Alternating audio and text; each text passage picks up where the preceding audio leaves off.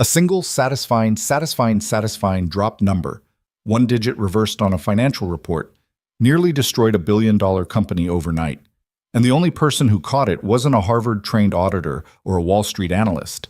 It was a janitor, a single father working the night shift, cleaning offices most executives never even noticed him in.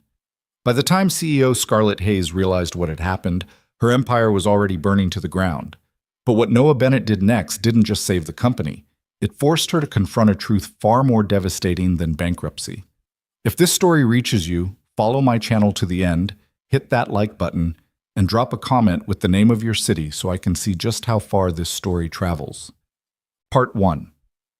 The fluorescent lights in the lobby of Hayes Global Industries hummed the way they always did at 6:45 in the morning, that low mechanical drone that most people stopped hearing after their first week on the job. But Scarlett Hayes heard it now. She heard it the way you hear a clock ticking in an empty house after everyone has left. Because everyone had left. She stood in the center of the lobby with her arms crossed over her chest, her jaw clenched so tight the muscles in her neck ached.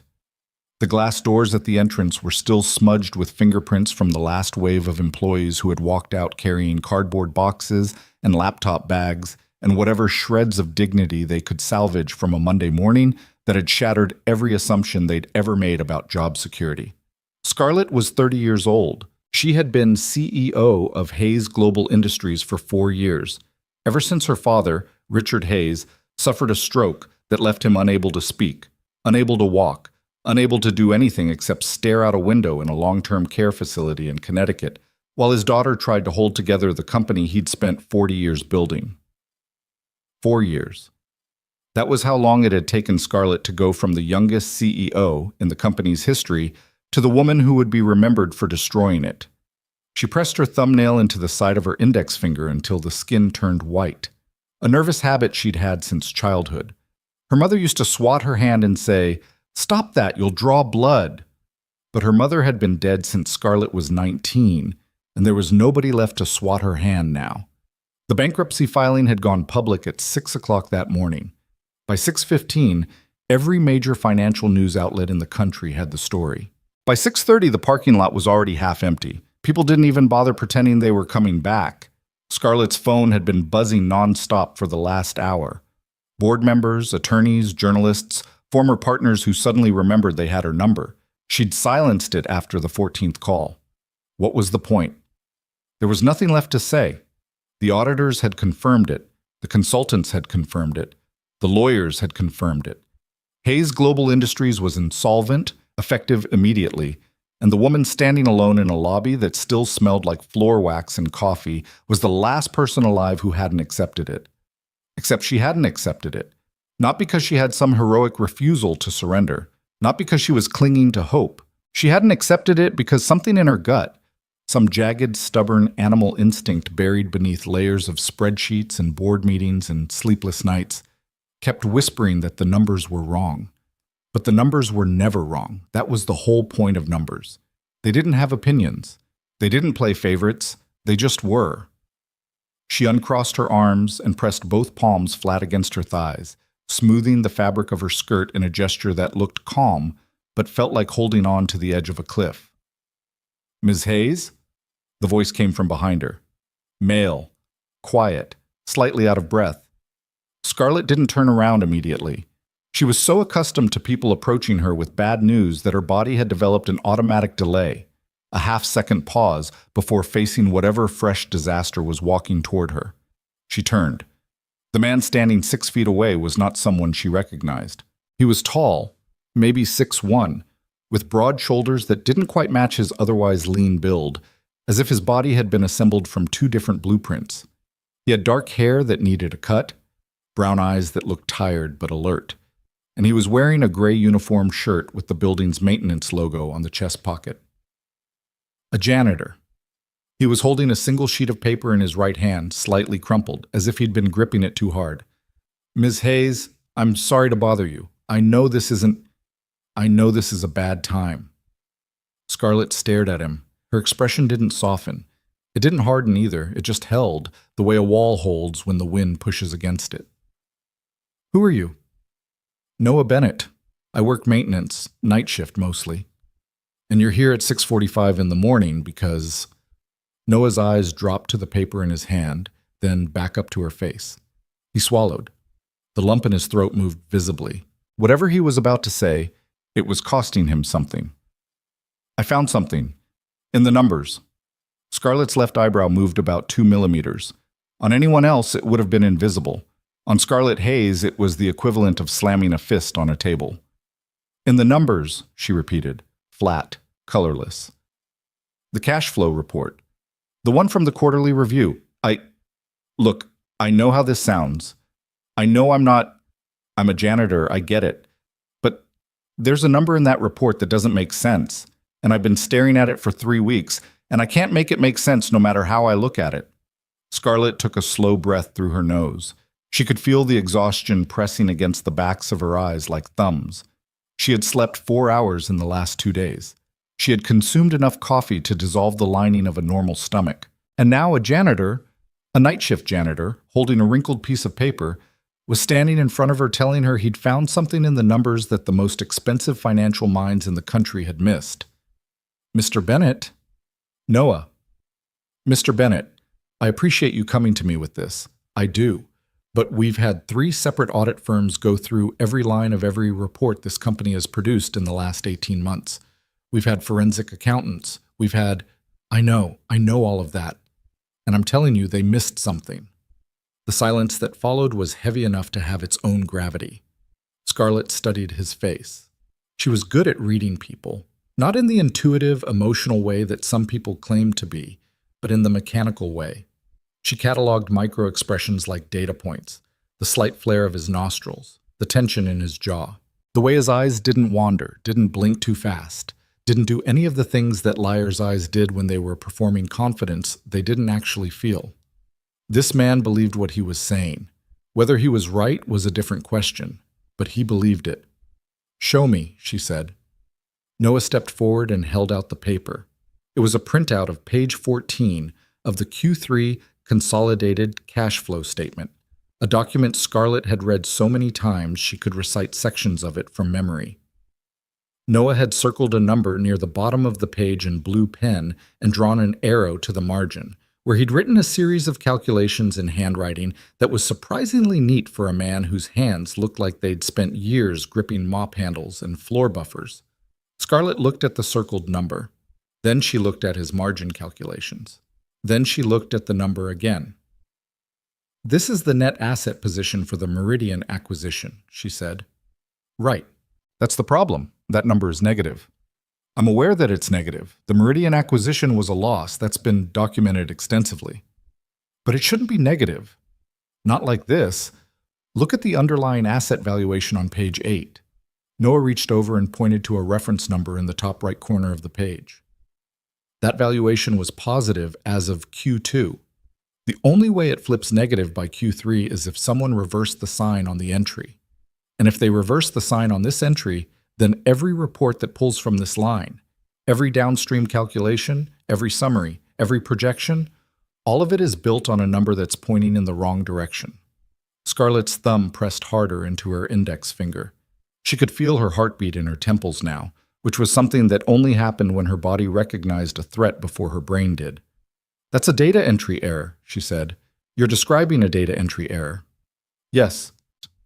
A single data entry error that somehow survived 3 independent audits." "Yes. And you caught it because I clean the conference room on the 14th floor 3 nights a week, and your finance team leaves their reports on the table like napkins.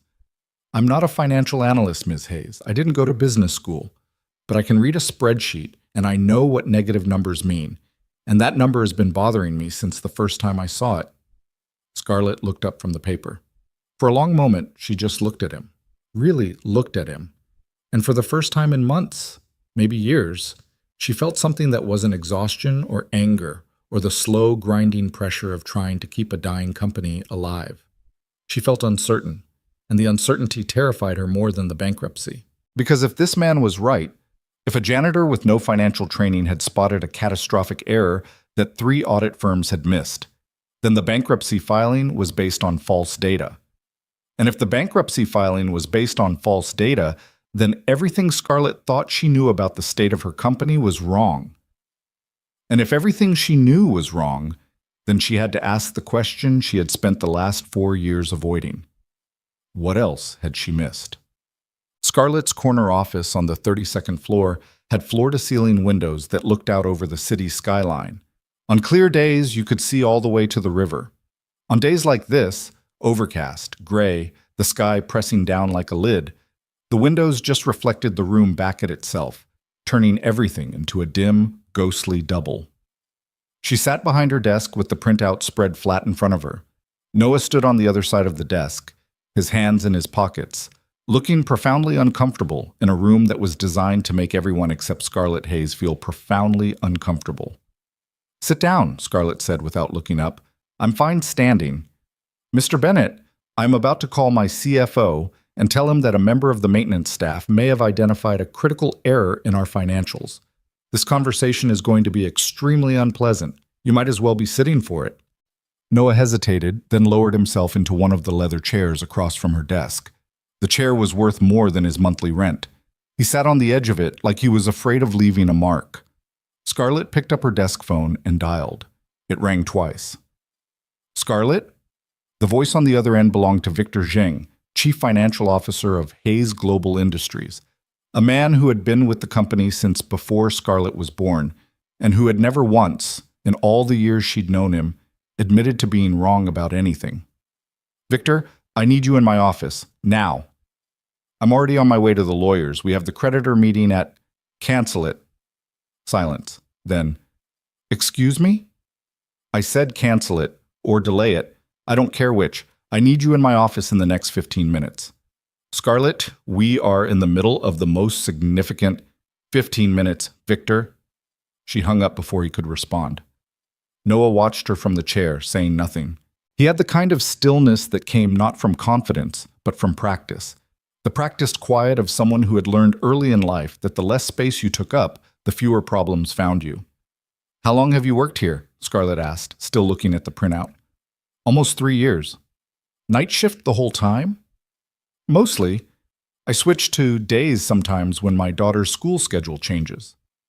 "How old is your daughter?" 6. Scarlett glanced up. "Who watches her when you're working nights?" "My neighbor, Mrs. Delgado. She's retired. She stays at my apartment until I get home in the morning." "That's a lot of trust to put in a neighbor." "She's a good woman, and my daughter loves her, so—" Scarlett nodded. She didn't press further. She could tell from the way he talked about his daughter, the way his voice changed, became softer and more careful, like he was handling something fragile, that he was the kind of father who measured every decision against a single question. "Is this good for my kid?" She respected that. She didn't say so, because Scarlett Hayes did not hand out verbal affirmations like party favors, but she respected it. 12 minutes later, Victor Zheng walked through the door. He was 58, immaculately groomed, wearing a suit that probably cost as much as Noah's car. He had the kind of face that looked perpetually disappointed, as if the world had been failing to meet his standards since approximately 1990. He stopped when he saw Noah. "Who is this?" "This is Noah Bennett. He works in building maintenance." Victor looked at Noah. Then he looked at Scarlett. Then he looked at Noah again, the way a restaurant critic might look at a fly in his soup. "And he is in your office because he found something." Scarlett slid the printout across the desk. "Page 14, the net asset position on the Meridian acquisition. Look at the circled number." Victor picked up the paper with the tips of his fingers, as if it might be contagious. He scanned the page. His expression didn't change. "I see it. What about it?" "It's negative, Noah said. Victor's eyes moved to Noah with the speed and warmth of a security camera. "I'm aware that it's negative. The Meridian acquisition resulted in a net loss. This has been thoroughly documented." "But the underlying asset valuation was positive in Q2, Noah said. He leaned forward in his chair, his elbows on his knees. "I checked. The raw valuation report from Q2 shows a positive number. The only way you get a negative number on this line in Q3 is if someone manually reversed the sign. And if that sign is wrong, then every report downstream of this entry is wrong. Every single one." Victor set the paper down on the desk. Slowly, deliberately. The way a man sets down a card he's already decided is worthless. Mr. Bennett, is it? I appreciate your enthusiasm, truly. But this company has retained 3 of the top auditing firms in the country to review these exact figures. Every number on that page has been verified, cross-referenced, and confirmed. I have personally overseen the "then personally oversee it again," Scarlett said. Victor turned to her. His mouth opened, then closed, then opened again. It was the first time in Scarlett's memory that she had seen Victor Jung at a loss for words. "Scarlett, you cannot be serious. Do I look like I'm joking? You want me to halt the creditor proceedings? Proceedings that are legally mandated, I might add, because a janitor thinks he found an error that 3 audit firms missed? I want you to pull the raw data on the Meridian acquisition. I want the original asset valuation from Q2 compared line by line against the Q3 consolidation. I want every entry in the cash flow statement traced back to its source. And I want it done in this building, today, before we walk into any courtroom and tell a judge that this company is dead. This is insane. Then it'll be a short review." Victor stared at her. His nostrils flared. A vein in his left temple pulsed once, twice. He was a proud man who had spent 30 years building a reputation as one of the sharpest financial minds in the industry, and he was being asked to re-examine his own work because of a man in a gray uniform who cleaned bathrooms for a living. "Fine," Victor said. The word came out like a piece of glass being stepped on. "I'll pull the data. But when this turns out to be a waste of time, and it will, I want it on the record that I objected."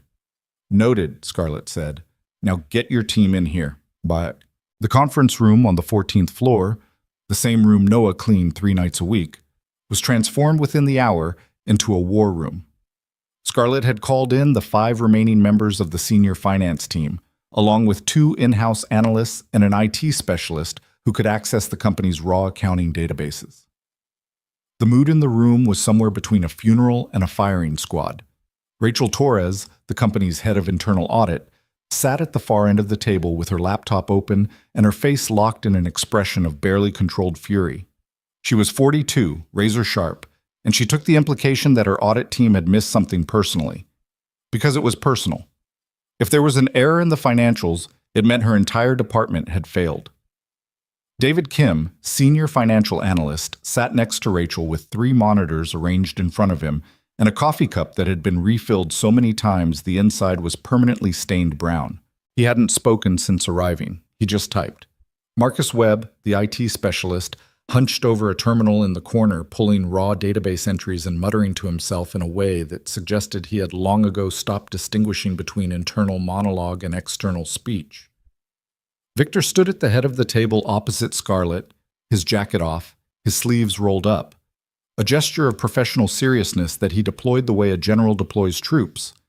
And Noah sat in a chair against the wall, slightly apart from the group, watching everything with the quiet attention of a man who was used to being invisible and had learned to use that invisibility as a kind of superpower.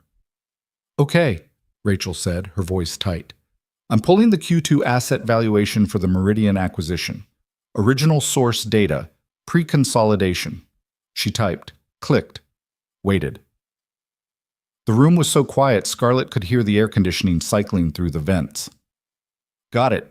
Q2 Meridian net asset position, positive 87.3 million. Now pull Q3, Scarlett said. More typing, more clicking.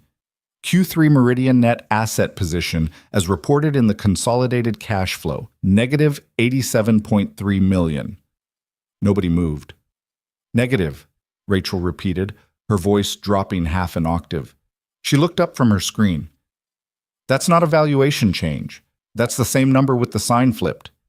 Victor's face went white, not metaphorically. His actual skin color changed, as if someone had reached inside him and turned off a light. That can't be right, he said. Pull it again. Rachel pulled it again. The numbers didn't change. Numbers never did. David, Scarlett said, trace the entry. I want to know exactly when and where the sign reversal occurred. David Kim's fingers were already moving across his keyboard with the mechanical intensity of a concert pianist playing a piece he'd memorized decades ago. I'm in the data entry log, looking for the Meridian asset position. There. He leaned closer to his center monitor. Entry was modified on August 14th at 11:42 p.m. Single field edit. The user changed the sign from positive to negative. Who made the edit? Victor asked. His voice had the careful neutrality of a man standing very close to the edge of something. David hesitated. The edit was made under a batch processing account. Generic login. No individual user attribution. So we can't tell who did it, Rachel said. We can tell that it was a manual edit, not an automated calculation, David replied. Someone sat down at a terminal and changed that number by hand. The room absorbed this information the way dry wood absorbs a spark. Slowly at first, then all at once. Scarlett pressed her thumbnail into her index finger. The skin turned white, then pink, then white again. Walk me through the downstream impact, she said. Every report that references this line. What followed was 2 hours of the most painstaking financial forensics Scarlett had ever witnessed. David and Rachel traced the reverse number through every calculation, every summary, every projection, every report that had been generated since August 14th. The damage was staggering. The single reversed entry had infected the Q3 earnings report, the year-end forecast, the debt-to-equity analysis, the investor presentations, and, most critically, the solvency assessment that had triggered the bankruptcy filing. Every single one of those documents reflected a company that was $87.3 million further in the hole than it actually was. And because that entry fed into ratio calculations and cascading formulas, the total distortion across all affected reports was closer to $300 million. $300 million of phantom losses, created by a single keystroke. This changes the solvency calculation, Rachel said, and there was something in her voice that Scarlett had never heard before. Something that sounded almost like fear. If we correct this entry and rerun the solvency model, Scarlett, the company might not be insolvent. Victor sat down heavily in his chair. He looked like a man who had just been told that the building he was standing in had been built on a fault line. How? He said. Not a question. A demand. How did 3 audit firms miss this? Because nobody audits data entry logs, Marcus said from his corner. Everyone turned to look at him. He shrugged, his eyes still on his screen. Auditors verify calculations. They verify that the math is correct given the inputs. They don't go back and check whether the inputs themselves were entered correctly. That's a data integrity issue, not an audit issue. Different discipline entirely. So the math was right, Scarlett said slowly. The math was always right. The problem was that the math was being applied to a number that was wrong from the start. Exactly, Marcus said. Garbage in, garbage out. Oldest problem in computing. Scarlett turned to look at Noah. He was still sitting against the wall, his hands folded in his lap, his face unreadable. He hadn't said a word in 2 hours. He had just watched, the way he always watched, quietly, carefully, from the edges of a world that had never invited him in. How did you catch it? She asked. Noah shifted in his chair. He looked uncomfortable with the attention, the way some people look uncomfortable in bright light. I told you, I clean that conference room 3 nights a week. Your team leaves reports on the table. I'm not trying to read them. I'm just picking them up to wipe down the surface. But the numbers are right there. And I used to help my father with the books for his hardware store when I was a kid. He taught me that if a number looks wrong, it probably is wrong. That meridian number it didn't look right. I couldn't tell you why at first. It just felt off, like when you hear a song and one note is flat. You can't always explain what's wrong, but you know something is. Rachel Torres stared at him from across the room. Her expression had shifted from fury to something more complex. A mixture of professional humiliation and reluctant admiration that she was clearly trying very hard not to show. A hardware store, she said quietly. You learn to read financials at a hardware store. I learned to pay attention at a hardware store, Noah corrected. The financials part was just paying attention to the right thing. Scarlett called the emergency board meeting for 4 o'clock that afternoon. By 3:30, 8 of the 12 board members had arrived, along with the company's outside legal counsel and a representative from the lead auditing firm who looked like he was already mentally composing his letter of resignation. The boardroom was on the 33rd floor, 1 level above Scarlett's office. and it was designed to intimidate. Mahogany table, leather chairs, oil paintings on the walls that nobody actually looked at, but that cost more than most people's houses. Scarlett stood at the head of the table and laid out the findings with the precision of a surgeon describing a procedure. No emotion, no editorializing, just facts, one after another, stacked like bricks. The response was about what she expected. "You're telling us," said Gerald Pace, the board's longest-serving member at 71 years old, "that this entire bankruptcy, this entire catastrophe, was caused by a typo." "It was caused by a data entry error that was never caught," Scarlett said. "Whether it was an accident or deliberate remains under investigation." "And it was discovered by whom, exactly?" Scarlett paused. She knew this was coming. She had rehearsed this moment in her head during the elevator ride up, trying different framings, different ways to present the information that might soften the inevitable reaction. She had abandoned all of them. There was no way to soften it. "A member of our maintenance staff." The room went very still. Gerald Pace removed his glasses and cleaned them on his tie, which was something he did when he was trying not to say something he would regret. "A janitor," said Linda Chen, the board's newest member at 45 Chen. She was a venture capitalist who had joined the board 6 months ago, and she had the kind of direct, unvarnished communication style that some people called refreshing and others called brutal. "A janitor found a $300 million error that your CFO and 3 audit firms missed." "That's correct," Scarlett said. "And you're presenting this as good news." "I'm presenting it as the truth.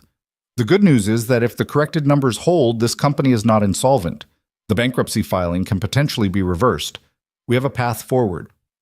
"The good news," Gerald said, putting his glasses back on, "is that we're not dead. The bad news is that we were pronounced dead by every expert in the room, and the only person who thought to check our pulse was the man mopping the floors." Scarlett's jaw tightened. She wanted to defend her team. She wanted to point out that the error was extraordinarily well hidden, that it exploited a gap between data integrity and financial auditing that was systemic, not personal. She wanted to say that this wasn't anyone's fault, but that wasn't true. It was someone's fault. It was many people's fault. And standing here pretending otherwise would only make things worse. "You're right," she said, "and I'm going to fix it." "How?" Linda asked. "By doing what I should have done years ago, rebuilding the oversight structure from the ground up, and starting with the culture that made this possible." Gerald leaned back in his chair. "Scarlett, I've known you since you were 12 years old and your father brought you to the company Christmas party in a dress you hated. You are brilliant, you're driven, and you are, when you need to be, the most stubborn human being I have ever encountered. But what you are describing is not a systems failure. It is a leadership failure. And leadership failures don't fix themselves with new org charts." "I know." "Do you?" Scarlett met his eyes. Gerald Pace had known her father for 40 years. He had held her mother's hand at the hospital when Scarlett was born. He had written her a letter of recommendation for college and a different kind of letter after her mother died. The kind you write when words are inadequate, but silence is worse. He was not going to go easy on her. He never had. "I know," she said again. And this time she meant it in a way that reached all the way down to the bottom of whatever was left inside her.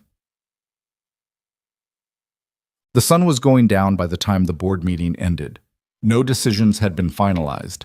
The legal team needed to assess the feasibility of reversing the bankruptcy filing, and the corrected numbers had to be independently verified before anyone could make public statements. But the atmosphere had shifted. There was still anger, still fear, still the acrid smell of institutional humiliation. But underneath all of that, there was something else, a crack in the wall. A sliver of light where before there had been only darkness. Scarlett found Noah in the lobby.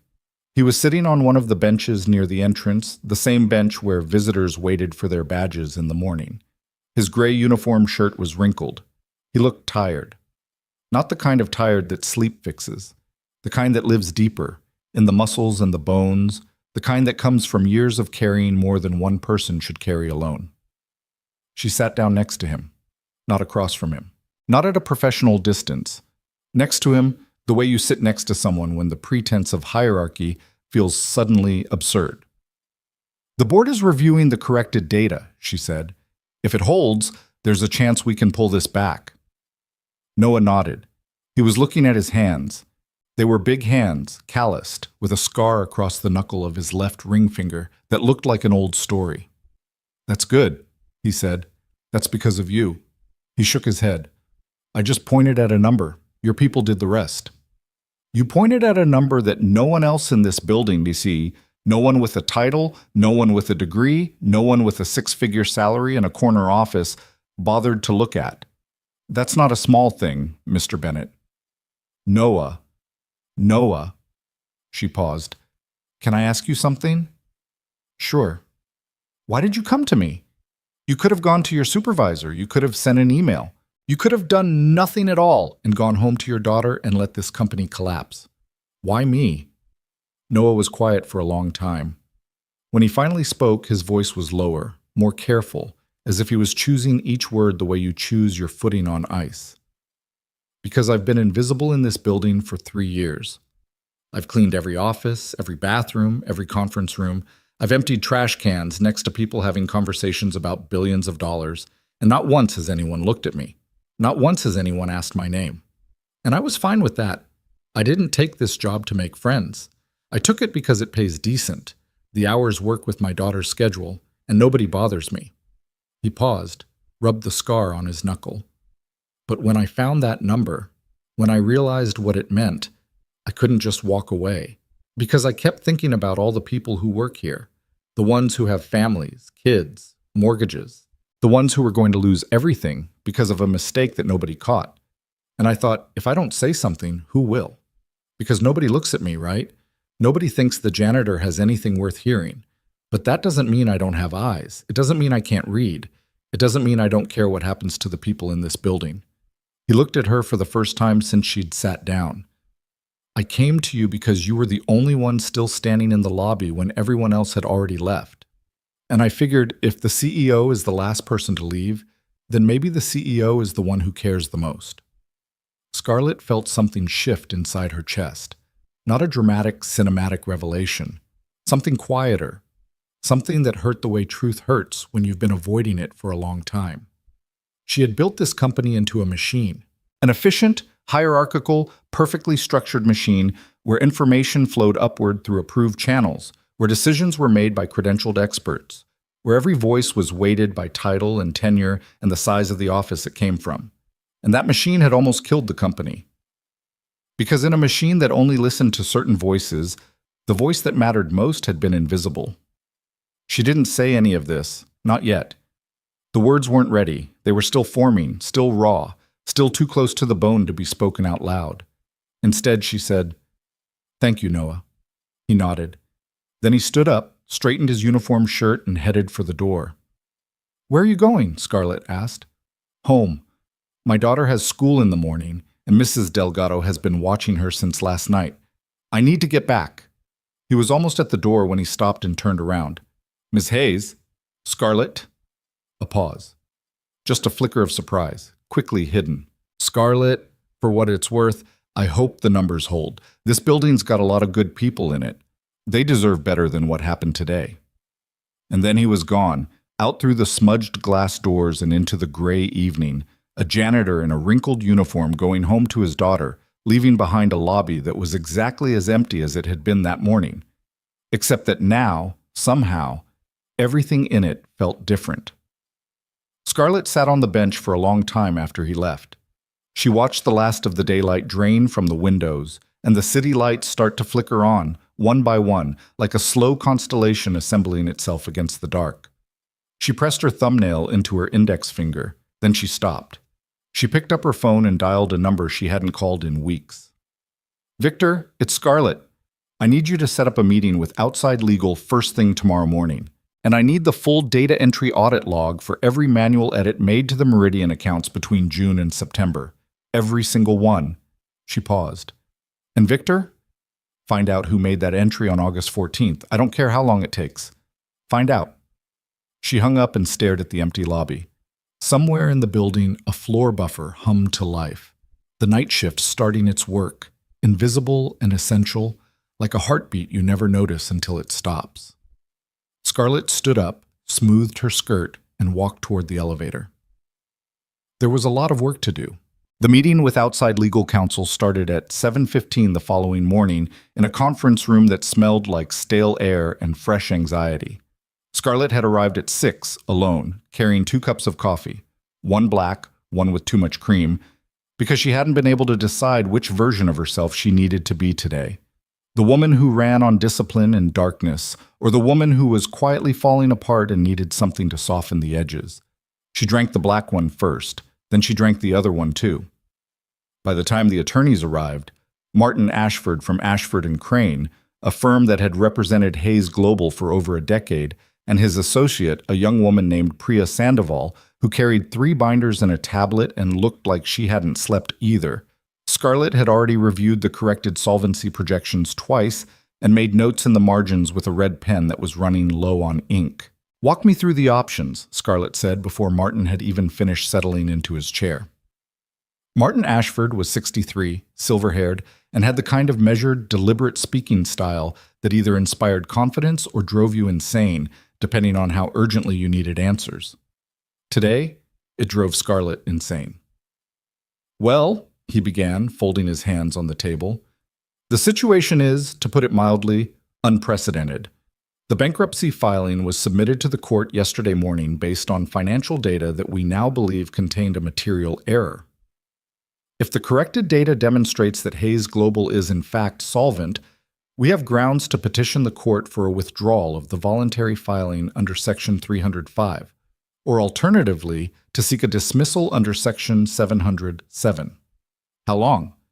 The petition itself can be drafted within 48 hours, but the court will require independent verification of the corrected financials before ruling.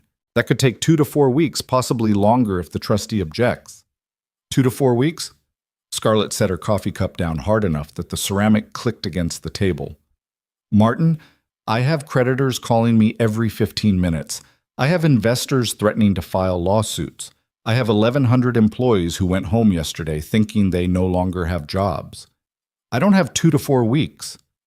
I understand the urgency, Scarlett, but the court doesn't operate on corporate timelines. What I can do is file an emergency motion requesting an expedited review, citing the discovery of material error. If the judge is sympathetic, and Judge Harmon tends to be pragmatic about these things, we might get a hearing within the week." Priya Sandoval looked up from her tablet. "There's another issue. The public filing is already on record.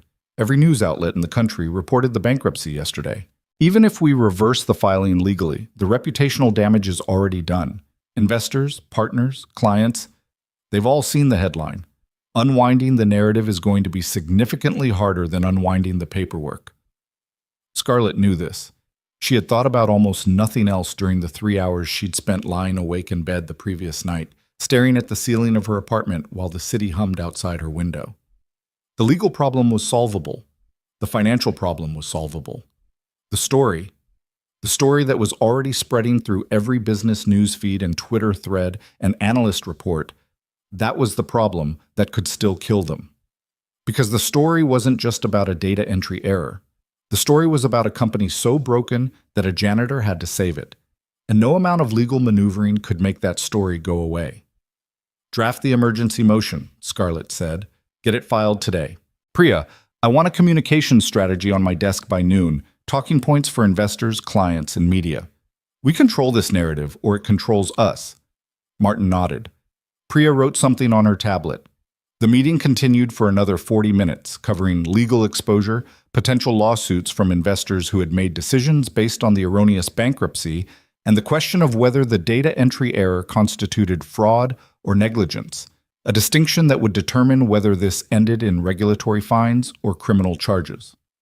When the lawyers left, Scarlett sat alone in the conference room and pressed her thumbnail into her index finger until a crescent-shaped mark appeared on the skin. Her phone buzzed. A text from Victor Jung. "We need to talk. My office. Now." She stared at the message for 10 seconds, then stood up and walked to the elevator. Victor's office was on the 31st floor, one level below Scarlett's, a geographical arrangement that had always struck her as perfectly symbolic of their relationship, close enough to be essential, just far enough to remind everyone who was in charge. When she walked in, Victor was standing behind his desk with his jacket off and his tie loosened, which for Victor Zheng was the equivalent of a complete emotional breakdown. His face had a grayish tint, and the skin under his eyes looked bruised from lack of sleep. "Close the door," he said. Scarlett closed the door and sat down in the chair opposite his desk without being invited.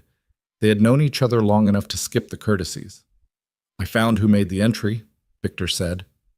Scarlett's stomach tightened. She kept her expression neutral, but her body understood what was coming before her brain did.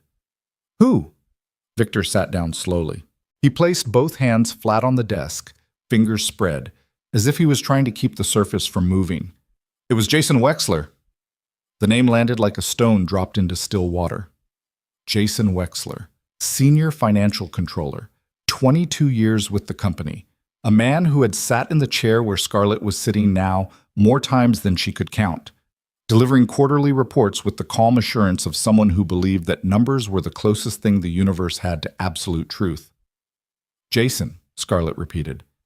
His credentials were used to access the batch processing system on August 14th. The IP address traces back to his workstation, and when I pulled the access logs for that evening, his badge was the only one scanned into the building between 10 p.m. and midnight. "Does he know you found this?" "Not yet. He called in sick this morning, which is the first sick day he's taken in 4 years. Scarlett leaned back in her chair and exhaled through her nose. The implications were spreading through her mind like cracks in glass.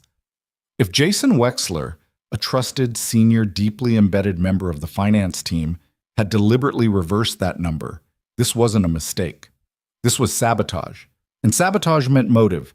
And motive meant a story that was far more complicated and far more dangerous than a simple accounting error. "Have you told anyone else?" she asked. "No, I wanted to talk to you first." "Good. Don't tell anyone. Not Rachel, not the board, not the lawyers, not until we understand why he did it." Victor's jaw clenched. "Scarlett, if this was intentional, if Jason deliberately falsified financial data to make the company appear insolvent, that is a federal crime. We have a legal obligation to report it." "I know our obligations, Victor. But I also know that if this goes public before we understand the full picture, it will create a firestorm that makes yesterday look like a campfire. I'm not covering anything up. I'm asking for 24 hours to get the facts straight before we light a match in a room full of gasoline." Victor studied her for a long moment. Whatever he saw in her face, determination, desperation, or some combustible mixture of both, seemed to satisfy him. 24 hours, he said. Then I go to legal whether you're ready or not." "Fair enough." She stood and walked toward the door, then stopped. "Victor, how well do you know Jason? Personally, I mean." Victor's expression shifted into something she couldn't quite read. Regret, maybe, or guilt. It was hard to tell with Victor. His face had spent so many years being professionally neutral that genuine emotion looked foreign on it, like a word from a language he'd once spoken, but had mostly forgotten. "I hired him," Victor said quietly. 22 years ago. He was the best candidate I'd ever interviewed. Meticulous, disciplined, never made mistakes. Everyone makes mistakes. Not Jason. That's what made him exceptional, and that's what makes this so hard to believe." Scarlett nodded and left the office. In the elevator, she leaned against the back wall and closed her eyes. The fluorescent light above her hummed, that same low mechanical drone, and for a moment she let herself feel the full weight of what was happening. The betrayal, the absurdity, the fact that her company had been pushed to the edge of destruction not by market forces or bad strategy, but by the deliberate act of a man she had trusted implicitly. She opened her eyes when the elevator doors opened on the ground floor. Through the lobby windows, she could see a cluster of reporters on the sidewalk, their cameras pointed at the building like weapons. She turned away from the windows and took the service corridor toward the back exit. That was where she found Noah. He was in the maintenance hallway behind the main lobby, loading supplies onto a cart: paper towels, cleaning solution, trash bags. He was wearing the same gray uniform shirt, freshly laundered, and he had the focused, unhurried manner of a man who did his work the same way every day, regardless of whether the building around him was thriving or collapsing. "Noah." He looked up. If he was surprised to see the CEO of the company standing in a maintenance corridor, he didn't show it. "Morning." "What are you doing here? Your shift doesn't start until tonight." My supervisor called, said half the day crew didn't show up. People are scared. They figure if the company's going under, why bother coming in? He shrugged. Somebody's got to keep the lights on. Scarlett watched him arrange the supplies on his cart with the careful precision of someone who took pride in work that most people considered beneath their notice. She thought about what Gerald Pace had said at the board meeting, that this wasn't a systems failure, it was a leadership failure. And she thought about how Noah had been in this building for 3 years, invisible, essential, and utterly disregarded. Can I talk to you for a minute? Noah looked at her, then at his cart, then back at her. Sure, but I need to finish this floor by 11. I'll walk with you. They moved through the maintenance corridor together, the CEO in her tailored blazer and heels, the janitor pushing a supply cart with a squeaky left wheel. It was absurd. Scarlett knew it was absurd. She didn't care. The corrected numbers are holding, she said. Our lawyers are filing an emergency motion to reverse the bankruptcy. If the court approves, the company survives. That's good news. It's complicated news. The error wasn't random, Noah. It was deliberate. Someone inside the company changed that number on purpose. Noah's cart stopped moving. He turned to face her, and for the first time since she'd met him, she saw something hard in his eyes. Not anger exactly, but something close to it. Something protective. Who? I can't tell you that yet, but I need to ask you something, and I need you to be completely honest with me. I'm always honest. It's easier to keep track of. When you first noticed the discrepancy in the reports, was there anything else, anything that seemed off? Notes in the margins, conversations you overheard, anything at all? Noah was quiet for a moment. He rubbed the scar on his left knuckle, the old one, the one Scarlett had noticed in the lobby, and she could see him thinking, turning something over in his mind the way you turn a puzzle piece, looking for the angle that makes it fit. There was one thing, he said slowly. About 3 weeks ago, I was cleaning the 14th floor, same as always. It was late, say maybe 11:30, and there was someone in the conference room, which was weird because usually that floor is empty by 9. Did you see who it was? Not clearly. The door was mostly closed, but I could hear them talking on the phone, a man's voice, and he said something that stuck with me because it didn't sound right. What did he say? He said, "It's already in the system. By the time anyone catches it, there won't be anything left to save." The words hung in the air between them like smoke. Scarlett felt her pulse accelerate, a dull, heavy thudding in her chest that had nothing to do with caffeine and everything to do with the realization that the crisis she was managing was deeper and darker than she had allowed herself to believe. "Did you recognize the voice?" "No. I only heard that one sentence before I moved on. I didn't think much of it at the time. People in this building say dramatic things on the phone all the time. I figured it was some executive talking about a deal. But now? Now it sounds different. Now it sounds like someone knew exactly what they were doing." Scarlett nodded slowly. She was building a picture in her mind. Not a clear one, not yet, but the outlines were taking shape the way a photograph develops in a darkroom, shadows and light gradually separating into recognizable forms. "Noah, I need you to do something for me. And I know this isn't part of your job, and I know you have every reason to say no." He waited. "I need you to keep your eyes open, the same way you always have.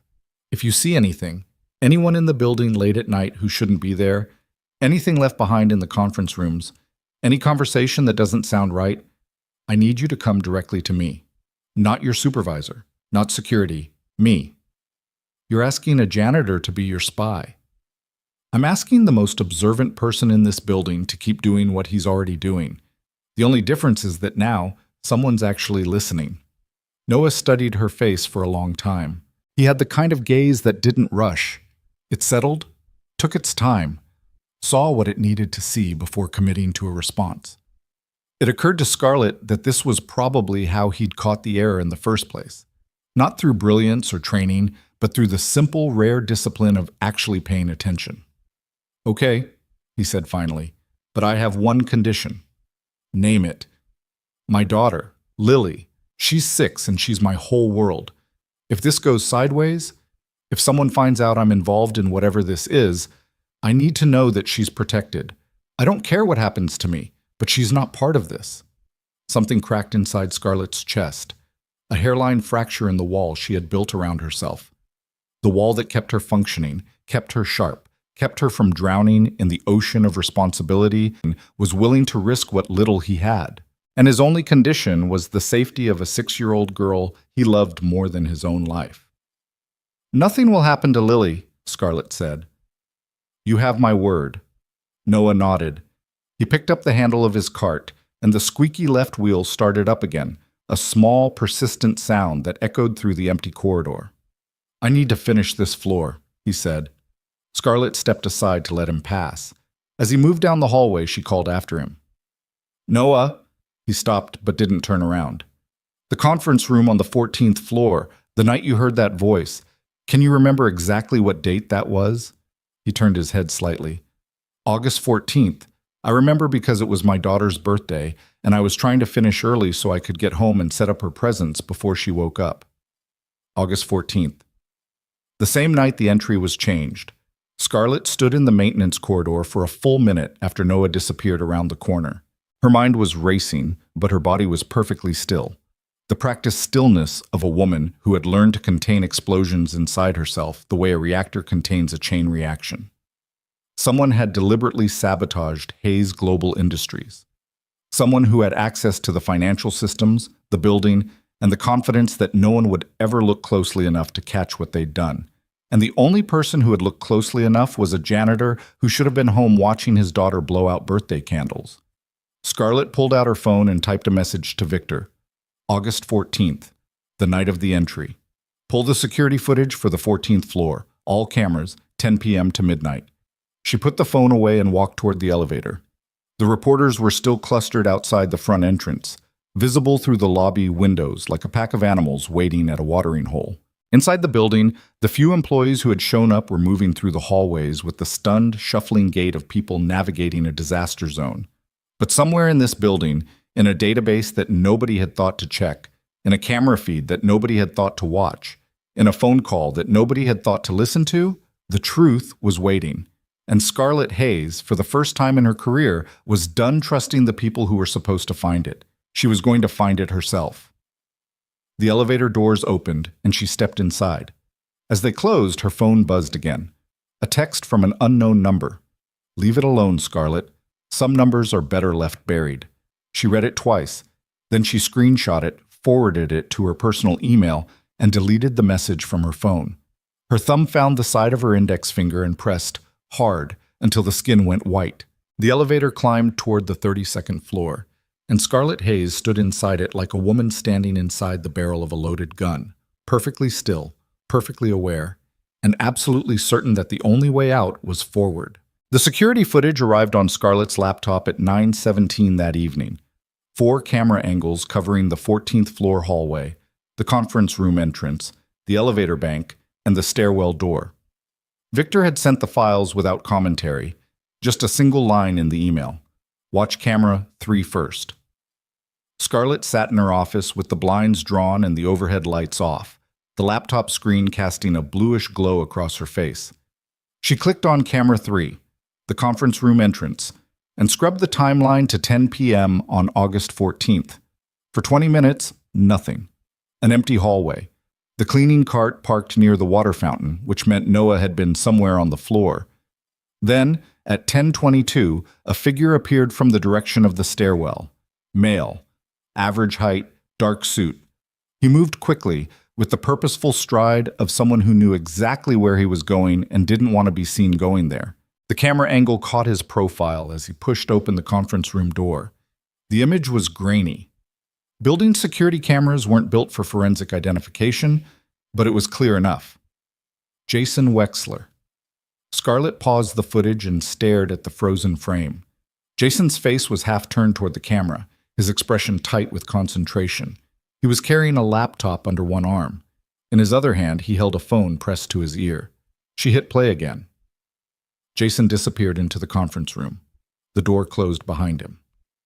For the next hour and 14 minutes, nothing moved in the hallway except Noah, who appeared briefly at 10:51, pushing his cart past the conference room door without stopping, then again at 11:28, pausing just long enough to adjust something on his cart before continuing toward the elevator bank.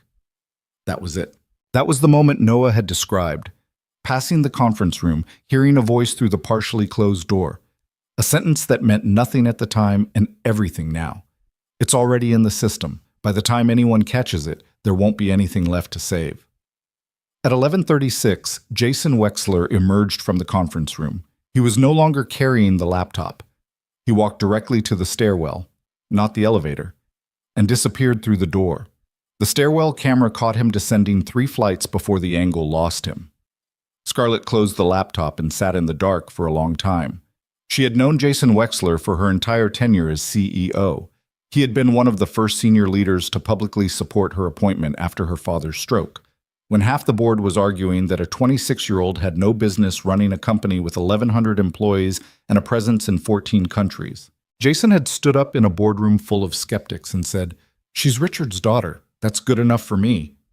And now she was looking at security footage of that same man walking into a conference room at 10 o'clock at night to destroy the company from the inside. The question that kept circling her mind, the one she couldn't answer, couldn't even begin to approach, was why? Jason Wexler had spent 22 years at Hayes Global. His salary was generous. His pension was secure. His reputation was built entirely on his work at this company. What possible reason could he have for engineering its collapse? She picked up her phone and called Victor. "Did you watch it?" she asked. "I watched it 3 times. Victor's voice sounded hollow, stripped of its usual precision. "It's him. There's no ambiguity. I need his personnel file. Everything. Compensation history, performance reviews, any disciplinary actions, any complaints filed by him or against him. And I need his financial records, personal accounts, investment portfolios, anything we have access to through the company's background check protocols. Scarlett, I can pull the personnel file, but personal financial records are going to require legal authorization. If Jason has an attorney, he doesn't know we're looking, not yet. Pull what you can legally access and flag the rest for the lawyers. I want it by morning." And then what? And then I'm going to sit down across from him and ask him to his face. Victor was quiet for a moment. When he spoke again, his voice had a quality she'd never heard from him before. Something tentative, almost fragile, like a man testing the weight of a bridge before stepping onto it. "Scarlett, I need to tell you something, and I should have told you earlier." She waited. 6 months ago, Jason came to me with a proposal. He wanted to restructure the company's asset valuation methodology, change the way we calculate net positions on acquisitions. He argued that our current system was outdated, that it was creating inaccuracies that could lead to material misstatements. And you said no. I said no. I told him the current methodology was industry standard, that changing it would require board approval and independent verification, and that I didn't see sufficient justification. He pushed back, hard. We had several heated conversations about it, and then he stopped bringing it up, and I assumed he'd accepted my decision. "You assumed?" "Yes, I assumed. And I should not have assumed. I should have followed up. I should have paid closer attention to what he was doing after I shut him down. But I didn't, because I trusted him. The same way I trusted the audit reports. The same way I trusted the system. The parallel hung in the air between them, unspoken, painful, unavoidable.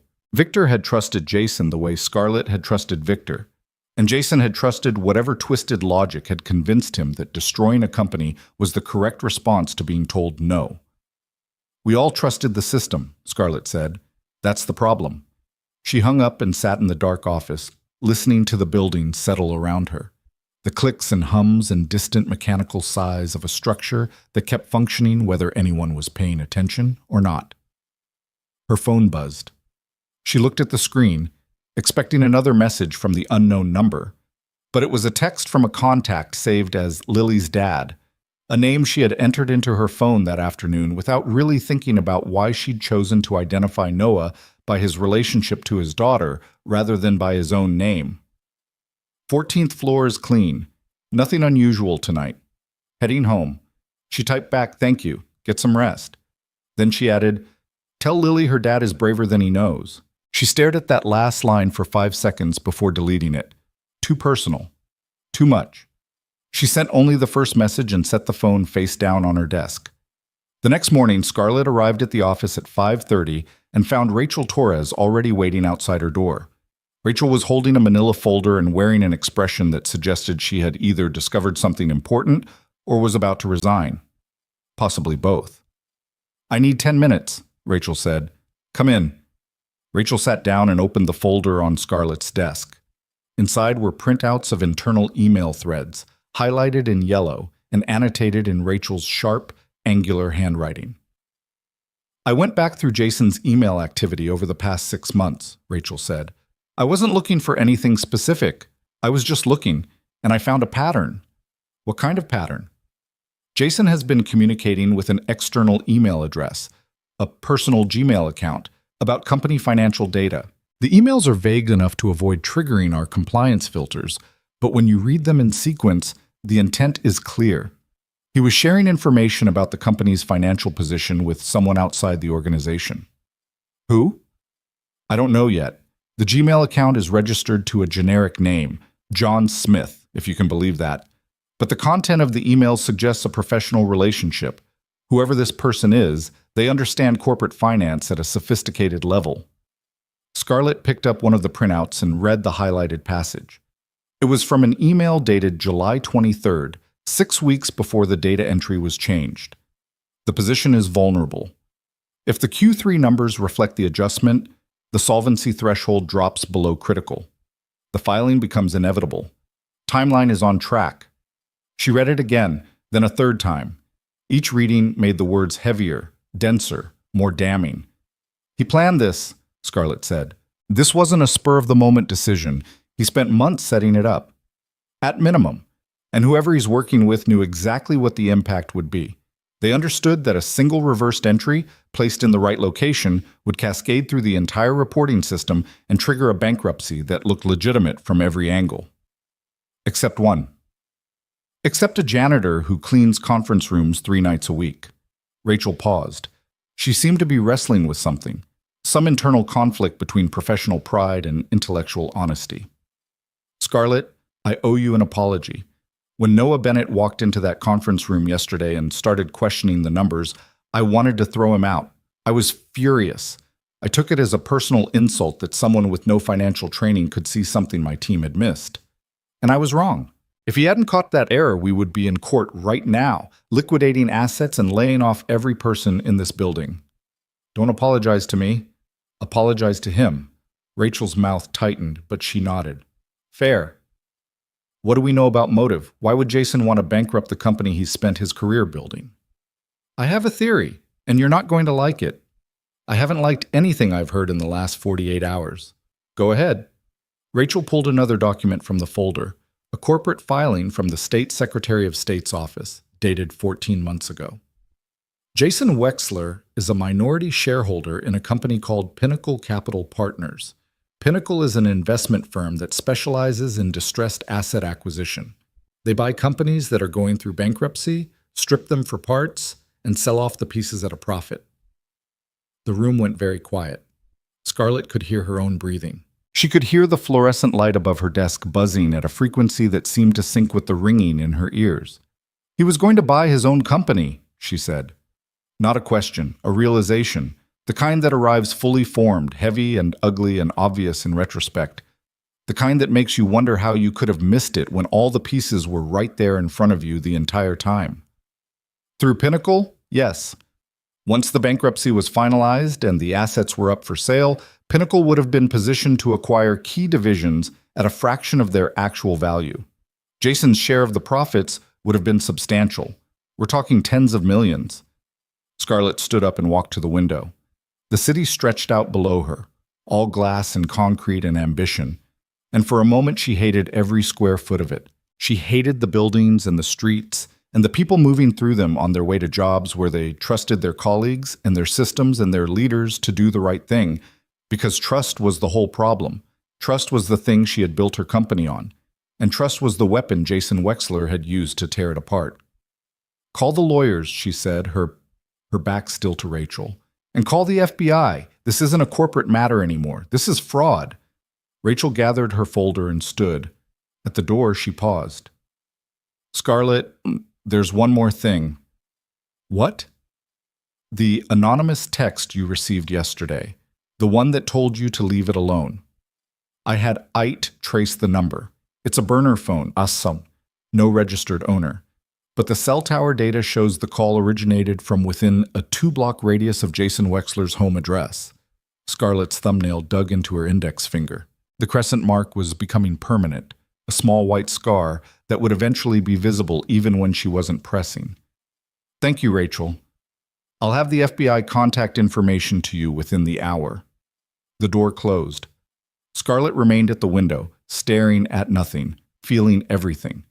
She had built Hayes Global Industries into a machine, an elegant, efficient, ruthlessly organized machine that processed information through approved channels and generated decisions through credentialed experts and produced results through hierarchical systems that had been responsive and optimized over decades.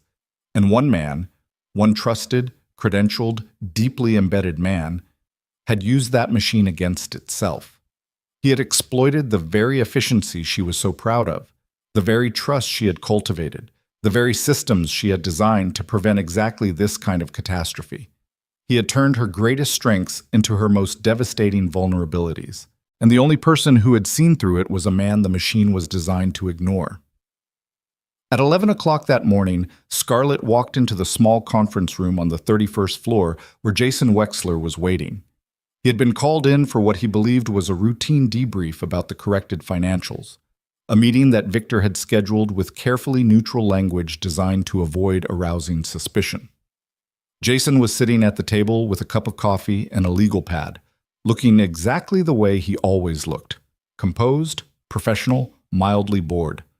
He was 54, trim, with thinning gray hair and wire-rimmed glasses that gave him the appearance of an academic, rather than a corporate financial controller.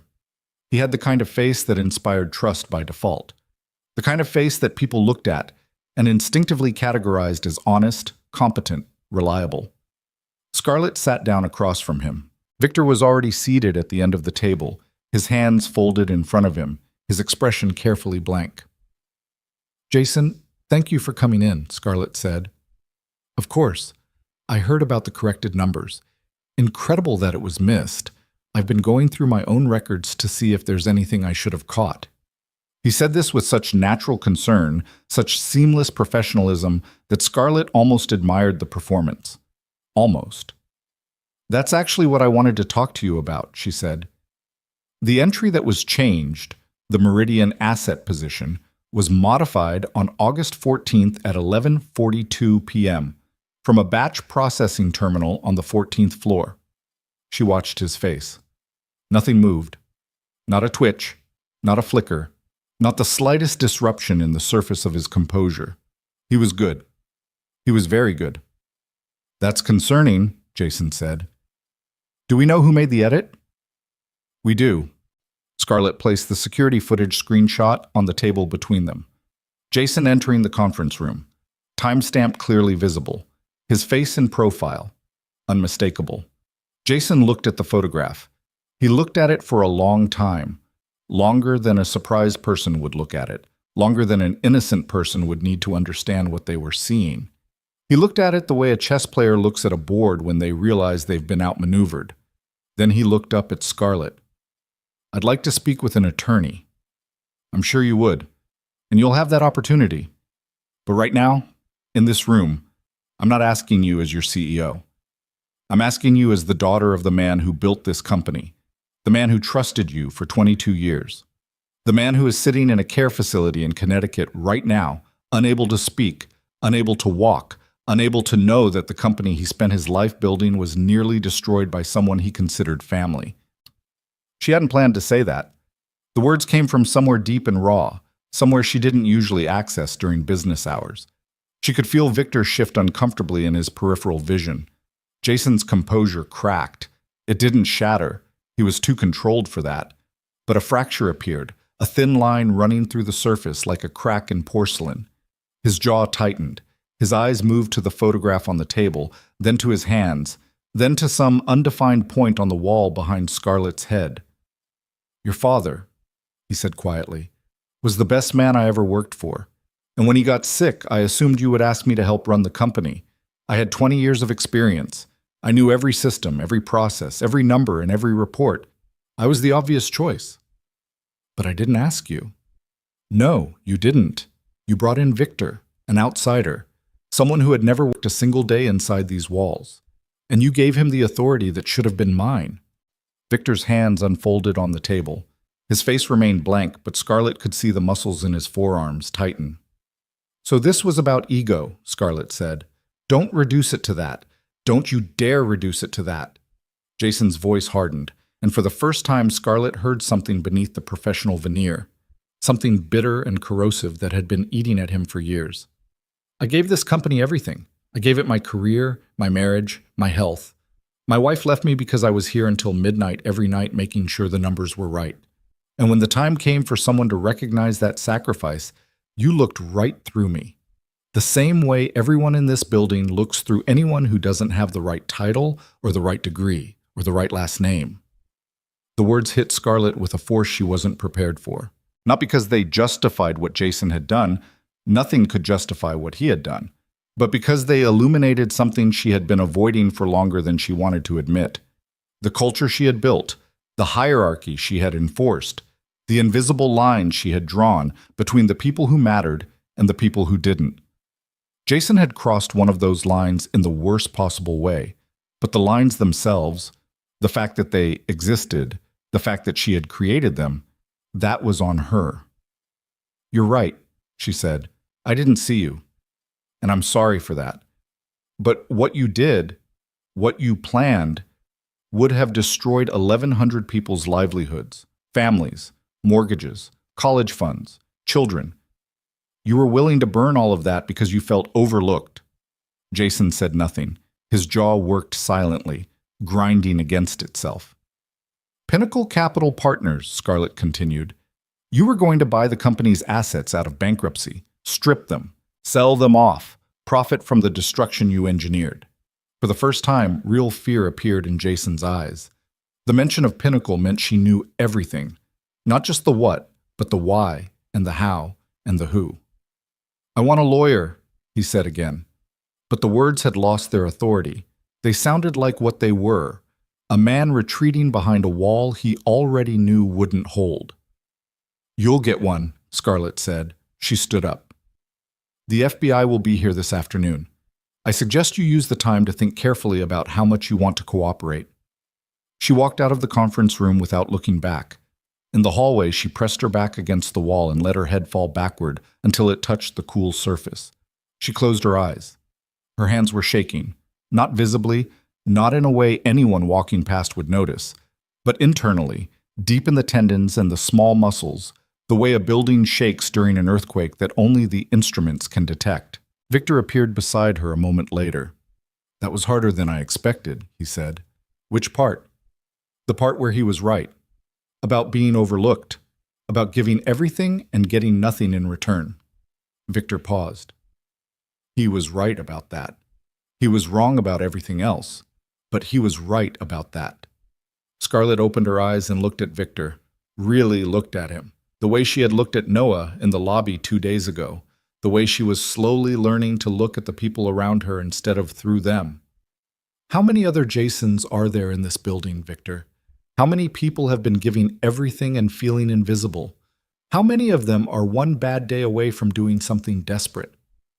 Victor didn't answer. He didn't need to. The answer was written in every empty desk, every unanswered phone, every silent hallway in a building that had once buzzed with the energy of 1,100 people who believed their work mattered. Scarlett pushed herself off the wall and straightened her blazer. I'm going to fix this, she said. Not the finances, not the legal problems. Those will take care of themselves. I'm going to fix the thing that made all of this possible. The culture. The silence.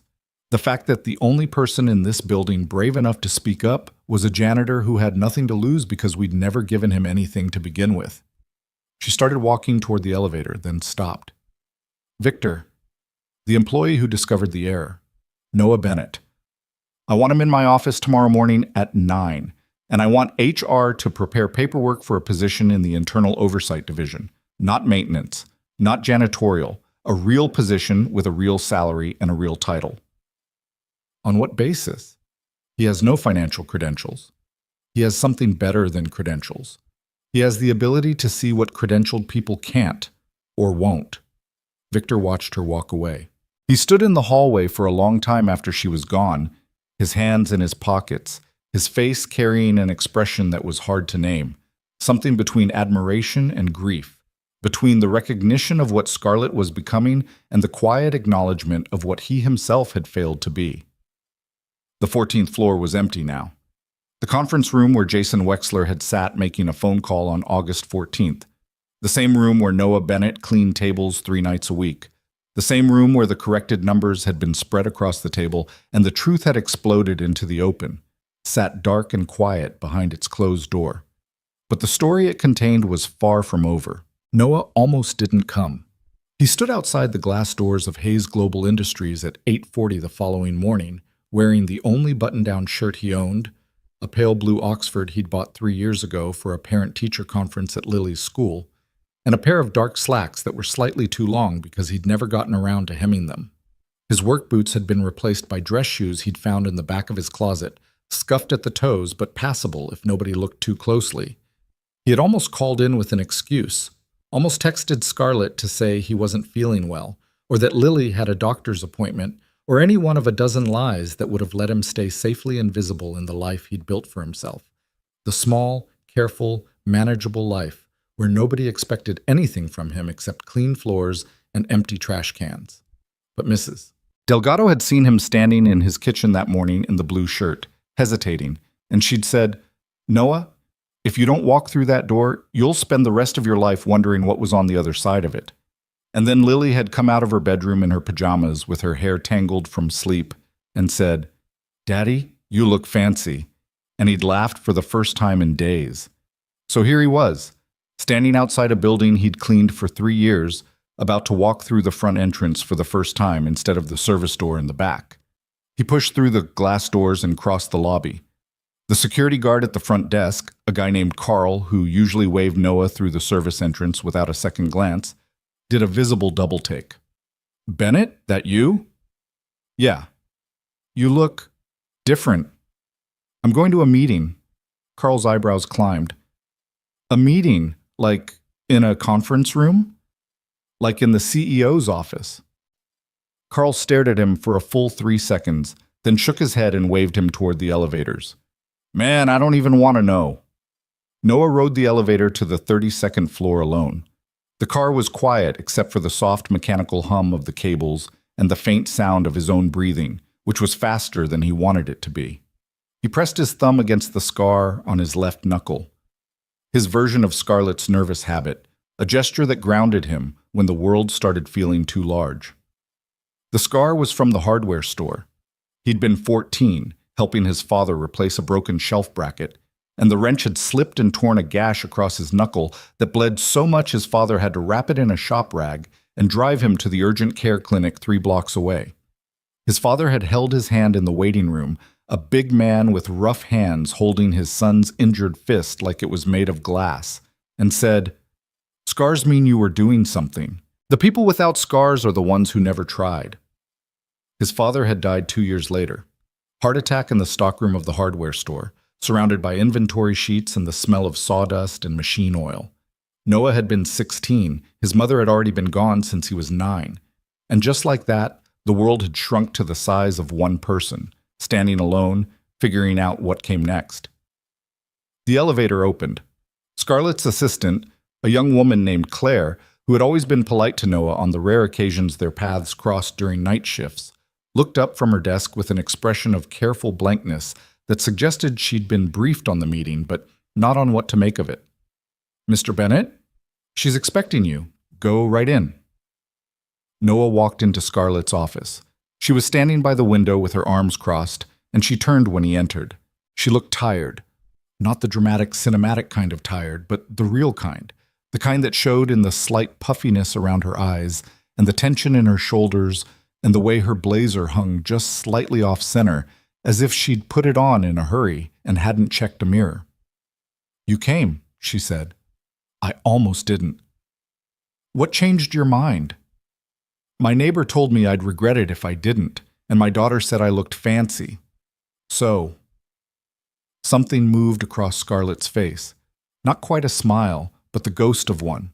The suggestion that somewhere beneath the exhaustion and the weight of the last 72 hours, there was still a person capable of being caught off guard by something small and human. "Sit down, Noah." He sat. She sat across from him, not behind her desk, but in the chair beside his, which struck him as deliberate, a choice to be next to him rather than above him.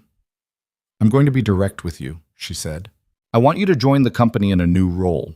Internal oversight. You'd be part of a team I'm building from scratch. Independent of finance, independent of operations, reporting directly to me. Your job would be to look at this company the way you've always looked at it, from the edges, from the places nobody else thinks to look." Noah was quiet for a moment. He folded his hands in his lap and studied them the way he studied everything, carefully, without rushing. "I don't have a degree," he said. "I know. I don't have any certifications. I don't know accounting terminology. I can read a spreadsheet because my dad taught me when I was a kid, but I couldn't tell you the difference between GAAP and whatever else there is. IFRS. Sure, that. Noah, I have an entire building full of people who know the difference between GAAP and IFRS. I have CPAs and MBAs and people with credentials that take up half a page on their resumes, and not one of them caught what you caught. Not one. Because they were all trained to look at the same things in the same way, and when something fell outside that pattern, they couldn't see it. You could. That's not something I can hire at a recruiting firm.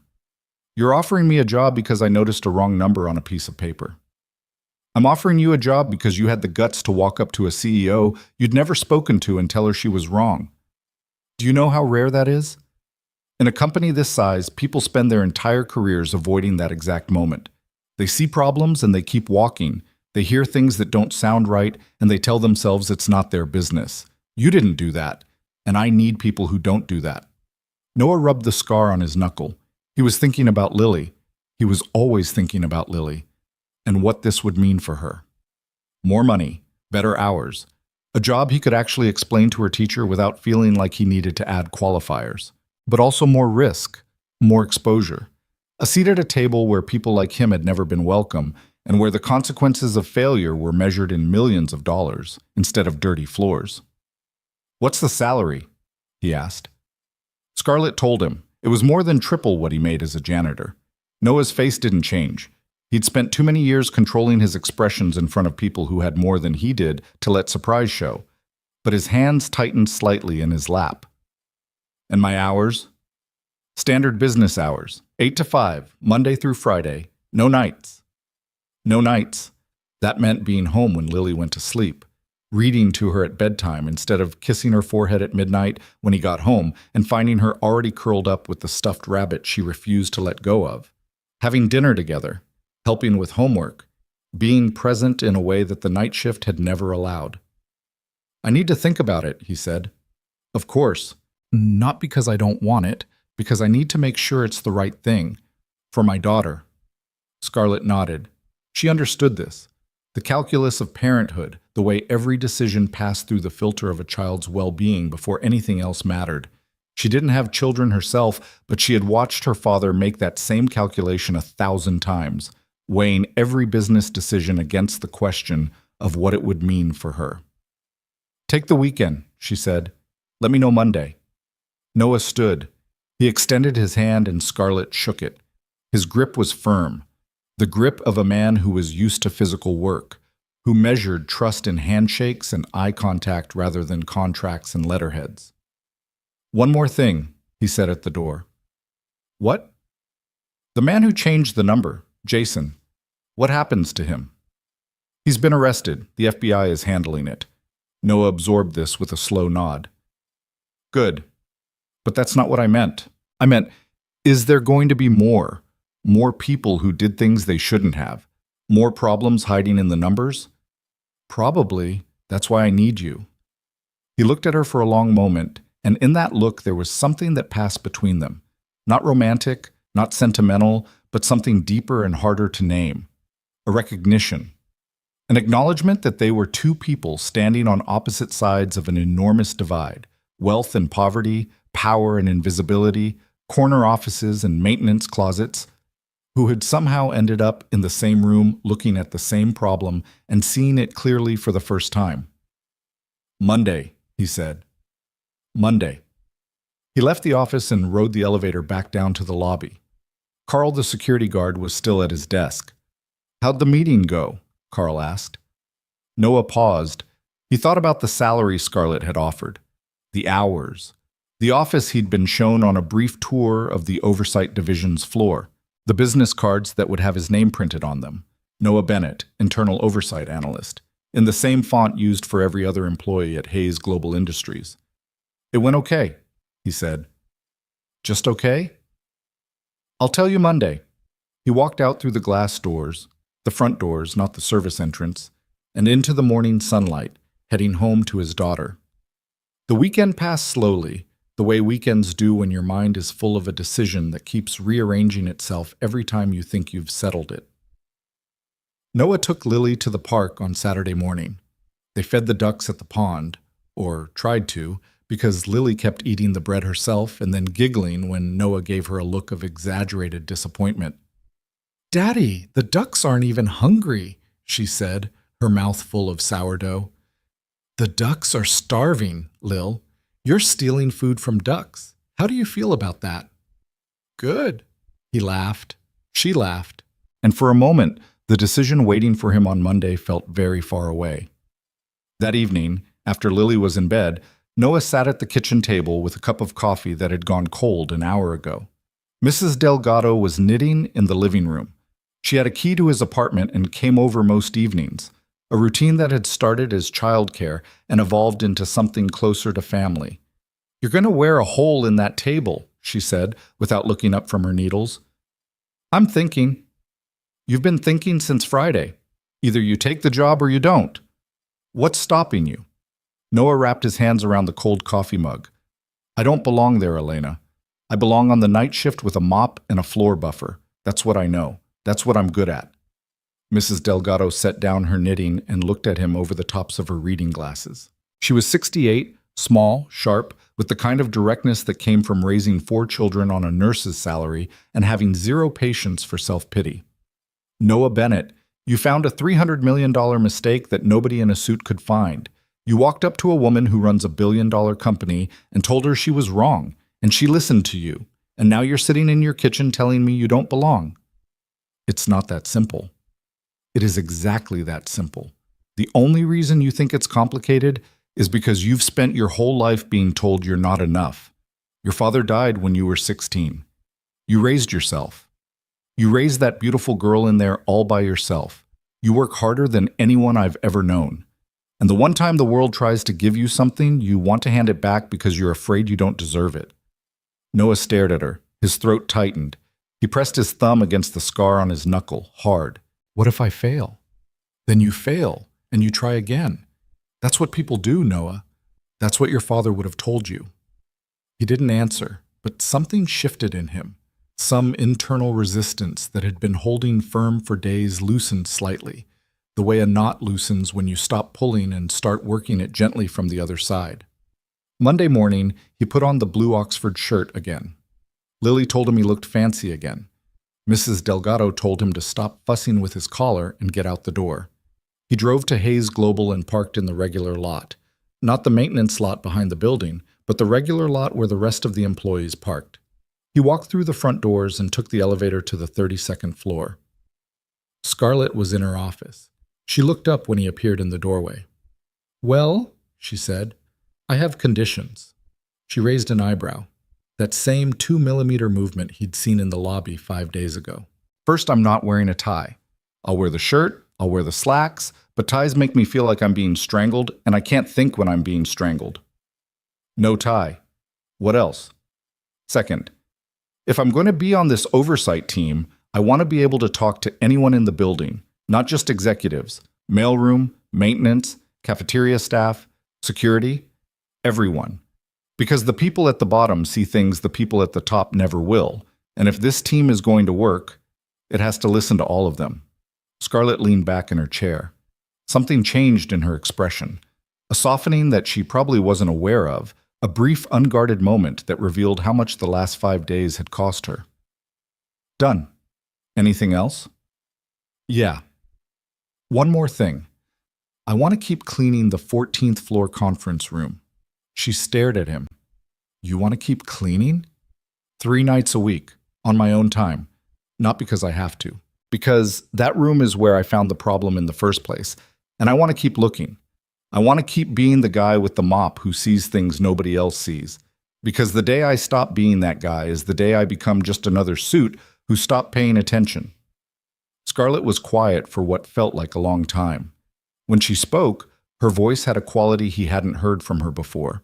Something unguarded, almost vulnerable, as if the professional armor she wore every day had developed a crack that she was choosing not to repair. You know, Noah, I've been running this company for 4 years. I've sat across from billionaires, senators, Fortune 500 CEOs. I've negotiated deals worth hundreds of millions of dollars, and I have never, not once, met anyone who asked me to let them keep cleaning floors as a condition of employment. First time for everything. She almost smiled. Not quite, but close. Welcome to Hayes Global Industries, Mr. Bennett, officially this time. He shook her hand again, same firm grip, same eye contact, and then he walked out of her office and down the hallway toward the elevator, and as he passed Claire's desk, the assistant looked up and said, "Good morning, Mr. Bennett," and it struck him that this was the first time anyone in this building had ever called him that without checking his name badge first. He rode the elevator down to the 7th floor, where the new oversight division was being set up in a cluster of offices that had previously belonged to a department that no longer existed. The space was half-furnished, desks without chairs, monitors without keyboards, whiteboards still wrapped in plastic. A woman in her 40s was arranging files on a shelf near the window. She turned when Noah walked in. "You must be Noah.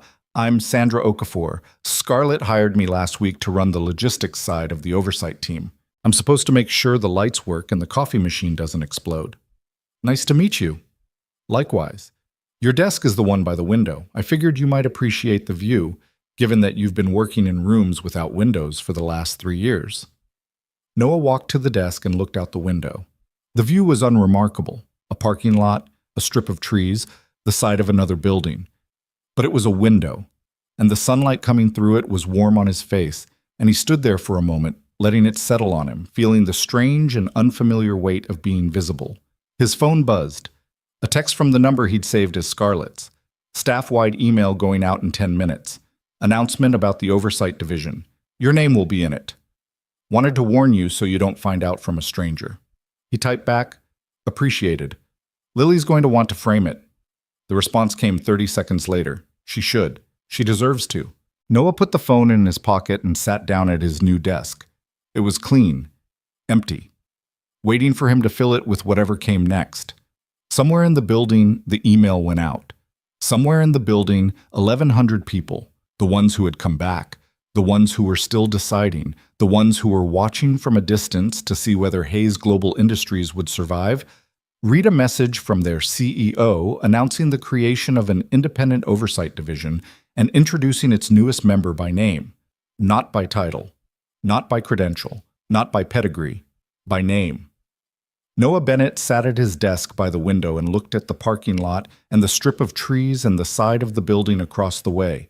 And he thought about his father in the hardware store, and the wrench that slipped, and the scar on his knuckle, and the waiting room where a big man with rough hands had held his son's fist like it was made of glass.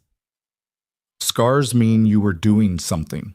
He opened the first file on his desk, a preliminary review of the company's vendor payment system flagged for irregularities, and started reading. The vendor payment irregularities turned out to be real.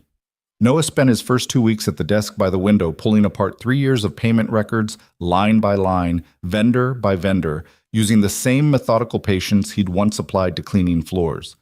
He didn't have software training yet. Sandra Okafor had enrolled him in a database course that started the following month. So he did it the old way, with printouts and a calculator and a yellow legal pad where he tracked discrepancies in the same neat handwriting he'd used to annotate the cash flow report that started everything. By the end of his second week, He had identified 11 payments totaling just under $2 million that had been routed to a vendor called Greystone Consulting, a company that, as far as Noah could determine, had no website, no listed employees, no physical address, and no apparent reason to exist. He brought the findings to Scarlett on a Thursday afternoon. She was in her office with the door open, reviewing a stack of legal documents related to the ongoing court proceedings. The emergency motion to reverse the bankruptcy had been granted 9 days earlier. Judge Harmon had expedited the review after the FBI's preliminary findings confirmed the data manipulation, and the company was now in the exhausting, unglamorous process of undying. Creditors had to be recontacted. Contracts had to be renegotiated. Employees who had already found other jobs had to be replaced. The legal machinery of resurrection was slower and more tedious than the legal machinery of destruction, which struck Scarlett as deeply unfair but entirely predictable. Greystone Consulting, she said, scanning Noah's notes. I've never heard of them. Nobody has. Because they don't appear to do anything. But someone in accounts payable has been approving payments to them every quarter for 3 years. The invoices are vague. Strategic consulting services, operational advisory support, the kind of language that could mean anything or nothing. Who approved the payments? The approval chain goes through the finance department, specifically through Jason Wexler's office. Scarlett set the notes down and pressed the heels of her hands against her eyes. Of course it went through Jason's office. Every thread they pulled led back to the same place, the same man, the same 22 years of embedded access and institutional trust that had made the entire scheme possible. Give this to Rachel, she said, and copy the FBI. This is going to add to the charges. Noah nodded and turned to leave. Noah. He stopped. How are you adjusting? Honestly. He considered the question. Most people, when asked that, gave the answer they thought you wanted to hear. Noah gave the answer that was true. It's weird. I still feel like I'm trespassing, like someone's going to tap me on the shoulder and say, there's been a mistake and I need to go back downstairs and get my mop. Does anyone treat you that way? Not to my face, but I can feel it sometimes. The way people pause when they see me in a meeting, the way they look at my shoes or my hands, like they're trying to figure out what category I belong in, and they can't find the right box. Scarlett understood this better than she could express. She had spent her entire career in rooms where people were trying to put her in a box. Too young, too female, too much her father's daughter, and not enough her own person. The boxes were different from Noah's, but the feeling of being reduced to a category she hadn't chosen was the same. Give it time, she said. And then, because she owed him more than platitudes. And if anyone makes you feel like you don't belong here, tell me, personally, because you belong here more than most of the people in this building, and I will make sure they understand that. He looked at her for a moment, and something passed between them. That same recognition, that same acknowledgement of the strange and improbable connection that had formed between a CEO and a janitor over a single wrong number on a single piece of paper. It wasn't friendship exactly. It wasn't mentorship. It was something harder to define, a mutual understanding that they had each seen something in the other that nobody else had bothered to look for. Thanks, Scarlett, he said. Thank you, Noah. He left her office and walked back to the 7th floor, past Sandra Okafor's desk. Sandra was on the phone arguing with a furniture supplier about the chairs that had been delivered in the wrong color, and sat down at his desk by the window. The parking lot was full today. Not as full as it had been before the bankruptcy, but fuller than last week and fuller than the week before that. People were coming back. Slowly, cautiously, the way animals return to a territory after a storm.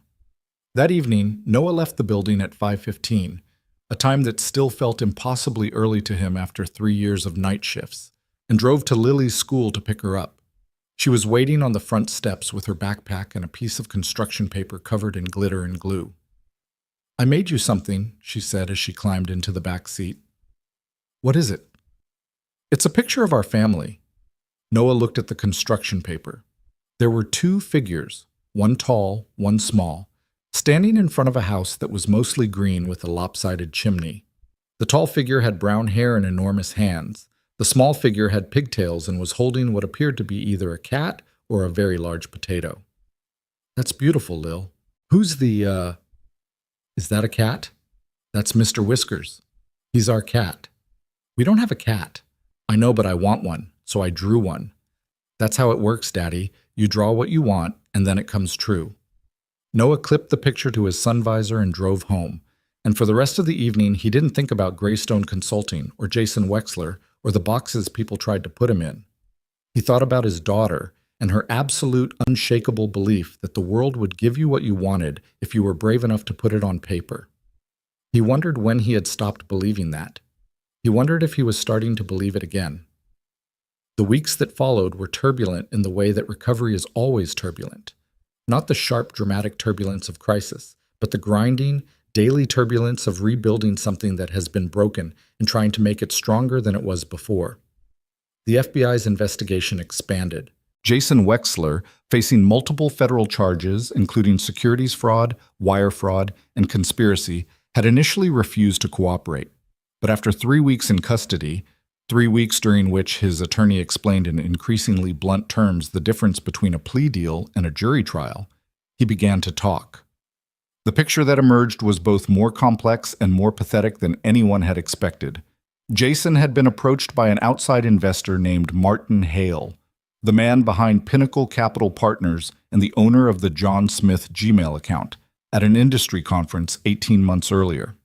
Hale had identified Hayes Global as a potential distressed asset target and had spent months cultivating a relationship with Jason, exploiting his resentment over being passed over for the CFO position, flattering his expertise, and gradually drawing him into a scheme that promised financial reward and professional vindication in exchange for a single act of sabotage. The cruelest part of the story was how easily Jason had been manipulated. He was not a criminal mastermind. He was not driven by greed, at least not primarily. He was driven by the corrosive, accumulated pain of feeling invisible in a company he had given his life to. The same pain that Noah Bennett had felt cleaning offices in the dark. The same pain that countless employees at every level of the organization had carried silently for years. The difference was that Noah had channeled his invisibility into vigilance. Jason had channeled his into destruction. Scarlett thought about this difference often in the months that followed. She thought about it when she sat in meetings with the new oversight team, listening to employees from every department share concerns and observations that had been bottled up for years. She thought about it when she redesigned the company's reporting structure, eliminating 3 layers of management that had served no purpose except to filter information and muffle voices.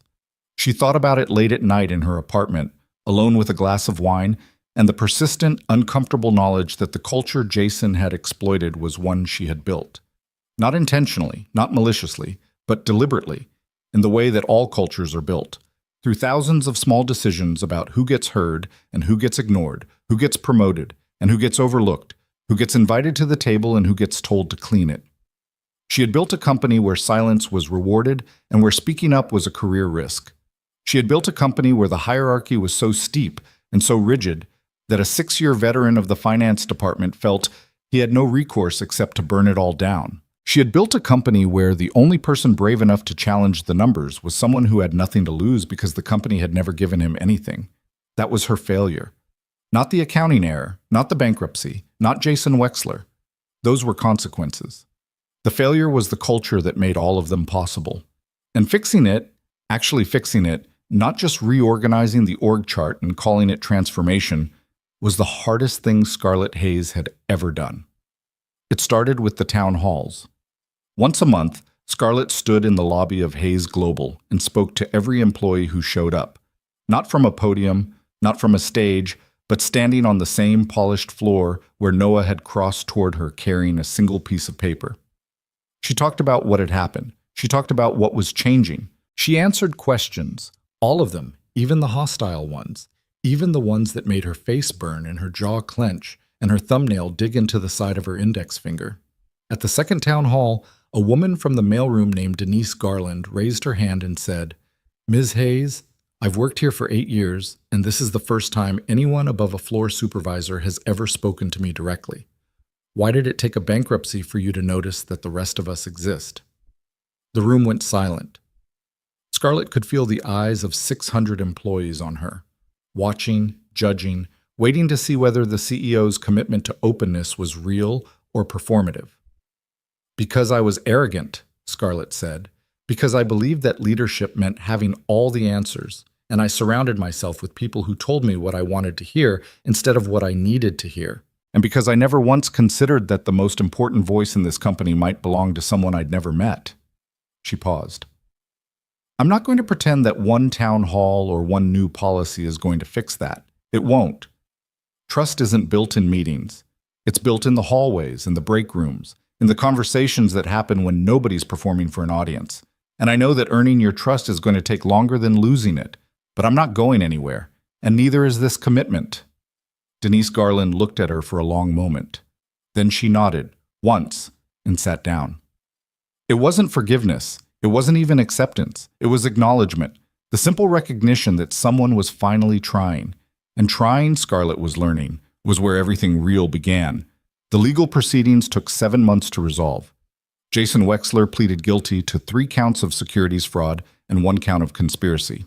He was sentenced to 4 years in a federal facility in Virginia.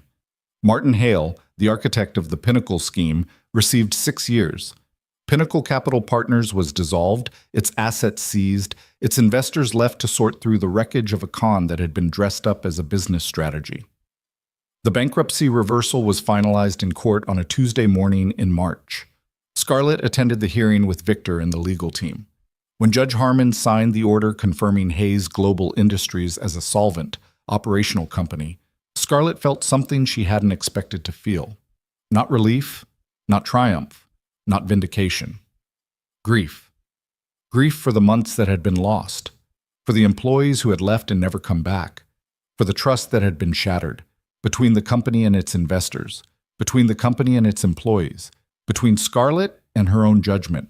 For Jason Wexler, a man who had spent 22 years building something and then burned it down because he couldn't bear being invisible any longer.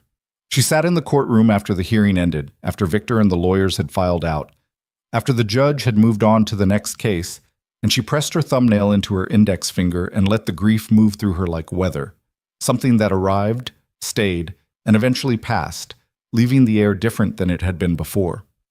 Then she stood up, smoothed her blazer, and walked out of the courthouse into a day that was unremarkable in every way except that it was the first day of whatever came next. The company recovered. Not quickly, not easily, not without setbacks and stumbles and moments when Scarlett was certain the whole thing was going to collapse again under the weight of its own damaged reputation. But it recovered. Creditors who had filed claims withdrew them as the corrected financials were independently verified.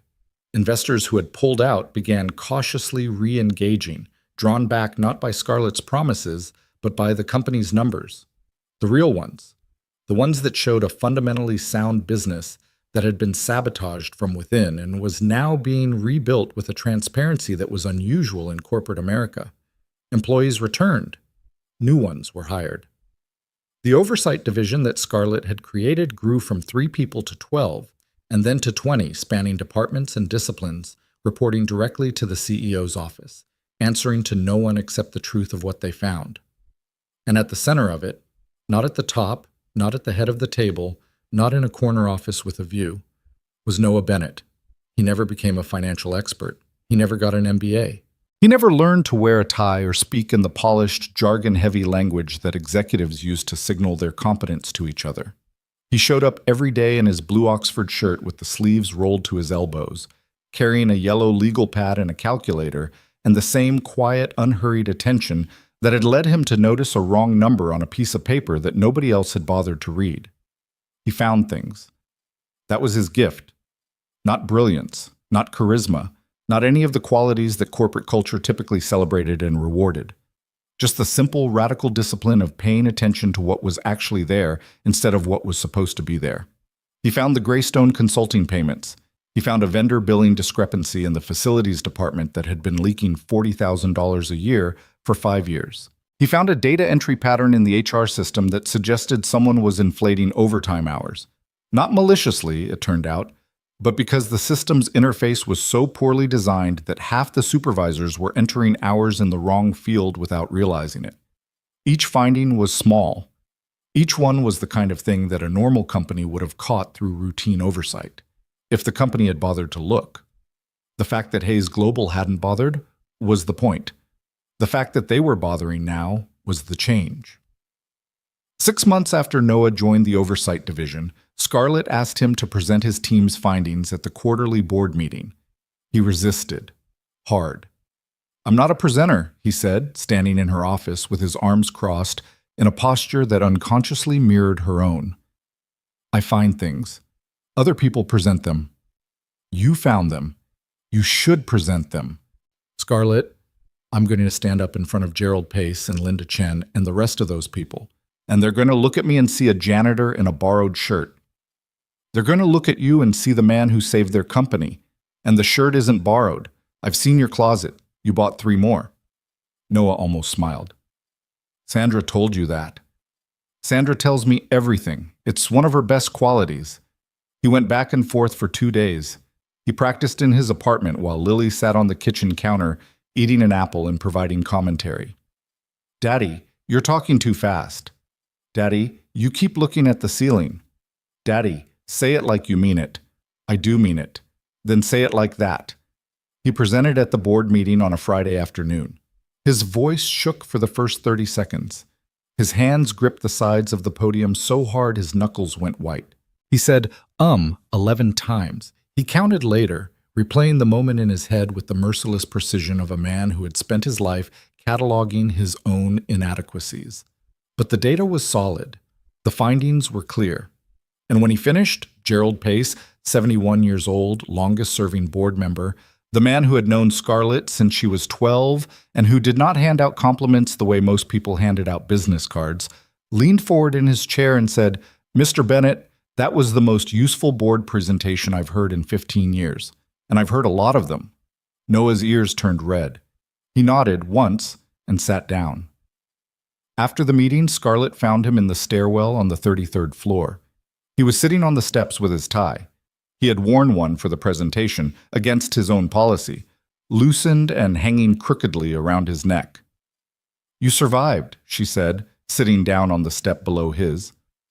"Barely." "Gerald doesn't say things he doesn't mean. You know that." "I know. That's what makes it terrifying." They sat in the stairwell for a few minutes without talking. It was a comfortable silence, the kind that exists between people who have been through something together and don't need words to acknowledge it. "Can I tell you something?" Scarlett said. "Sure." "When you walked up to me in the lobby that morning, when you said you missed something, I almost told you to leave. I almost dismissed you the way I dismissed 100 other people who tried to tell me things I didn't want to hear. And if I'd been 2% more arrogant, or 2% more exhausted, or 2% more certain that I already knew everything I needed to know, this company would be dead. 1,100 people would be out of work, and I would be sitting in some apartment somewhere telling myself that I did everything I could." She paused. "But I didn't dismiss you, and I've been thinking about why.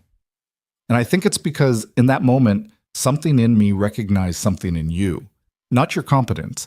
I had no way of knowing whether you were competent, not your credentials. You obviously didn't have any. I recognized your courage, the courage to walk up to someone who had every reason to ignore you and say the thing that needed to be said anyway. That's the rarest quality in the world, Noah. Not intelligence, not expertise. Courage." Noah rubbed the scar on his knuckle. He was quiet for a long time. "My dad used to say that scars mean you were doing something, that the people without scars are the ones who never tried."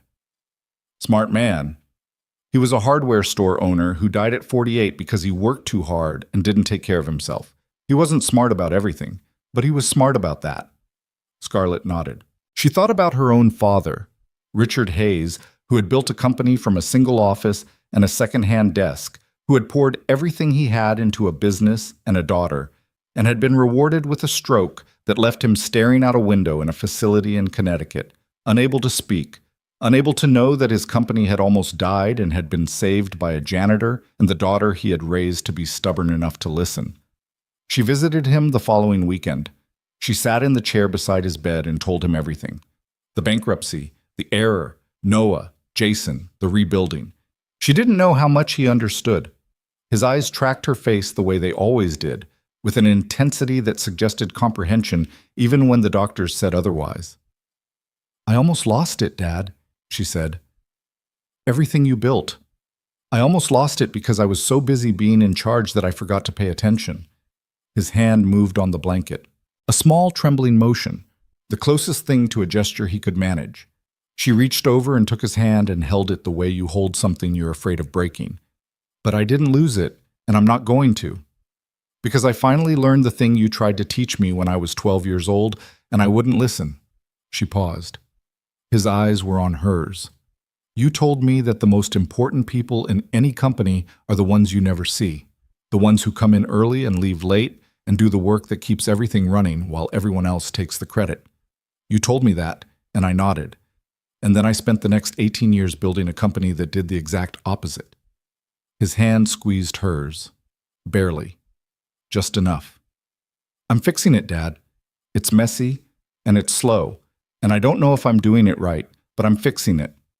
She stayed for 2 hours. When she left, she drove back to the city with the windows down, letting the cold air hit her face, and she didn't cry because Scarlett Hayes did not cry while driving. It was a rule she'd made for herself years ago, one of many small, arbitrary disciplines she used to hold herself together. But her eyes burned the entire way home. On a Monday morning in October, almost a year after the bankruptcy filing that had started everything, Scarlett stood in the lobby of Hayes Global Industries at 6:45 a.m. The fluorescent lights hummed. The glass doors still had fingerprints on them. The floor was freshly waxed. She could smell the polish. And the lobby was empty except for her and the security guard at the front desk, who was new and whose name she had made a point of learning on his first day. Morning, Jerome. Morning, Ms. Hayes. She stood in the center of the lobby and looked at the floor. The same polished floor that Noah Bennett had crossed a year ago, carrying a piece of paper, breathing hard, looking her in the eye and saying 3 words that changed everything. You missed something. She heard the service door open behind her. Footsteps. The familiar squeak of a cart with a bad left wheel. Noah came around the corner pushing his maintenance cart. It was 10 to 7 on a Monday morning, which meant he had already been at his desk on the 7th floor since 8 the previous Thursday, reviewing reports and tracking discrepancies and doing the work that his title, Internal Oversight Analyst, described in language that was far less interesting than the work itself. And now, at 10 to 7 on Monday, he was here in his gray uniform shirt, pushing a cart full of cleaning supplies, because 3 nights a week he still cleaned the 14th floor conference room. He stopped when he saw Scarlett. You're up early, he said. I'm always up early. You're not usually standing in the lobby staring at the floor. I was thinking. About what? Scarlett looked at him. This quiet, stubborn, imperfect man in his maintenance uniform, with the scar on his knuckle, and the daughter who drew cats she didn't have, and the neighbor who knitted in his living room, and the absolute, unshakable conviction that paying attention was the most important thing a person could do. About how close I came to missing everything, she said, and about how a man with a mop saw what a woman with an MBA couldn't. It wasn't the mop. It was the angle. You were looking from the top down. I was looking from the bottom up. Same company, same numbers, different view. And which view was right? Noah considered this. He was always considering things, turning them over, looking at them from multiple sides, refusing to answer until he'd found the version of the truth that was honest rather than just convenient. Neither one was right by itself, he said. That's the whole point. You need both. The people at the top see the big picture. The people at the bottom see the details. And when they stop talking to each other, the whole thing falls apart. Scarlett nodded. It was the simplest possible articulation of the lesson she had spent the last year learning. A lesson that had cost her company hundreds of millions of dollars, her reputation, her certainty, and nearly everything her father had built. And it had been delivered by a man standing in a lobby at 10 to 7 in the morning, holding a mop in a uniform that smelled faintly of floor polish. I'm going to remember that, she said. You'd better. I'm not saying it again. He pushed the cart past her toward the elevator, the bad left wheel squeaking against the polished floor. At the elevator doors, he stopped and looked back. Scarlett. Yeah. Lily drew a picture of the building last week. She put a sign on the front that says, Daddy's Work. The old version had the sign on the service door in the back. Now it's on the front. He didn't explain why that mattered. He didn't need to. The shift from the back door to the front, From invisible to visible, from uncounted to named, from a man who cleaned offices in the dark to a man whose daughter proudly pointed at the front of a building and said that's where her father worked. That shift was the whole story. The elevator doors opened. Noah pushed his cart inside. "Have a good day, Scarlett." "You too, Noah." The doors closed, and Scarlett stood alone in the lobby, listening to the fluorescent lights hum and the distant whir of the building's mechanical systems cycling through their quiet, invisible, essential work. She pressed her thumbnail against the side of her index finger. The crescent mark was there, permanent now, a small white scar that would never fully fade. She looked at it. Scars mean you were doing something. She thought about everything that had happened, the bankruptcy, the error, the confrontation with Jason, the town halls, the rebuilding, the slow, painful, necessary process of learning to listen to the people she had spent years ignoring. She thought about Gerald Pace telling her that leadership failures don't fix themselves with new org charts, and about Rachel Torres admitting she had wanted to throw Noah out of the conference room, and about Victor Jeng standing in a hallway saying he was right about that, with a grief in his voice that belonged to a man confronting his own complicity. She thought about her father, staring out a window in Connecticut, holding her hand with the ghost of the grip that had once built an empire. And she thought about Noah Bennett, a 32-year-old single father with a scar on his knuckle and a daughter who drew pictures of the world as she wanted it to be, who had walked across a lobby one morning and changed everything because he believed that paying attention was worth something, even when the world told him it wasn't. The company was going to be fine. The numbers were strong. The employees were engaged. The oversight systems were working. The culture was changing, not perfectly, not completely, not in the neat and tidy way that corporate case studies like to describe, but changing, slowly, unevenly, the way real change always happens. But the thing Scarlett would carry with her, the thing that would stay with her long after the legal proceedings faded and the financial reports stabilized and the headlines moved on to the next corporate drama, was not the recovery. It was not the systems she had built, or the policies she had implemented, or the speeches she had given. It was the memory of 3 words spoken by a man everyone else ignored. You missed something. That was the whole lesson, not just for Hayes Global Industries, for every company, every institution, every organization that believed its systems were infallible, and its leaders were omniscient, and its hierarchy was a substitute for actual human connection. You missed something. You always miss something. The question is whether you've created a world where someone can tell you, or whether you've built a fortress of credentials and titles and corner offices that ensures you'll never hear it until it's too late. Scarlett Hayes, at 31 years old, stood in the lobby of the company she had nearly destroyed and then rebuilt, and she made one promise to herself. Not a grand promise. Not the kind you announce at a press conference or engrave on a plaque. The kind you make quietly, in an empty room, early in the morning, when nobody is watching, and the only witness is the hum of fluorescent lights and the fading squeak of a maintenance cart with a bad left wheel. No voice inside her company would ever again be considered too small to matter. Not because it was good business, not because it made for a compelling corporate value statement, but because a man with a mop had saved everything, and the least she could do, the very least, was make sure that the next time someone like him had something to say, the door would already be open. She took a breath. She straightened her blazer. She walked toward the elevator, her heels clicking on the polished floor that Noah Bennett had waxed 3 nights a week for 3 years, invisible and essential, like a heartbeat you never notice until it stops. The elevator doors opened. Scarlett stepped inside. There was a lot of work to do. There always was. But for the first time in a long time, she wasn't carrying it alone. And somewhere on the 14th floor, a man in a gray uniform shirt was wiping down a conference room table, checking the papers left behind, reading the numbers nobody else bothered to read, paying attention, the way he always had.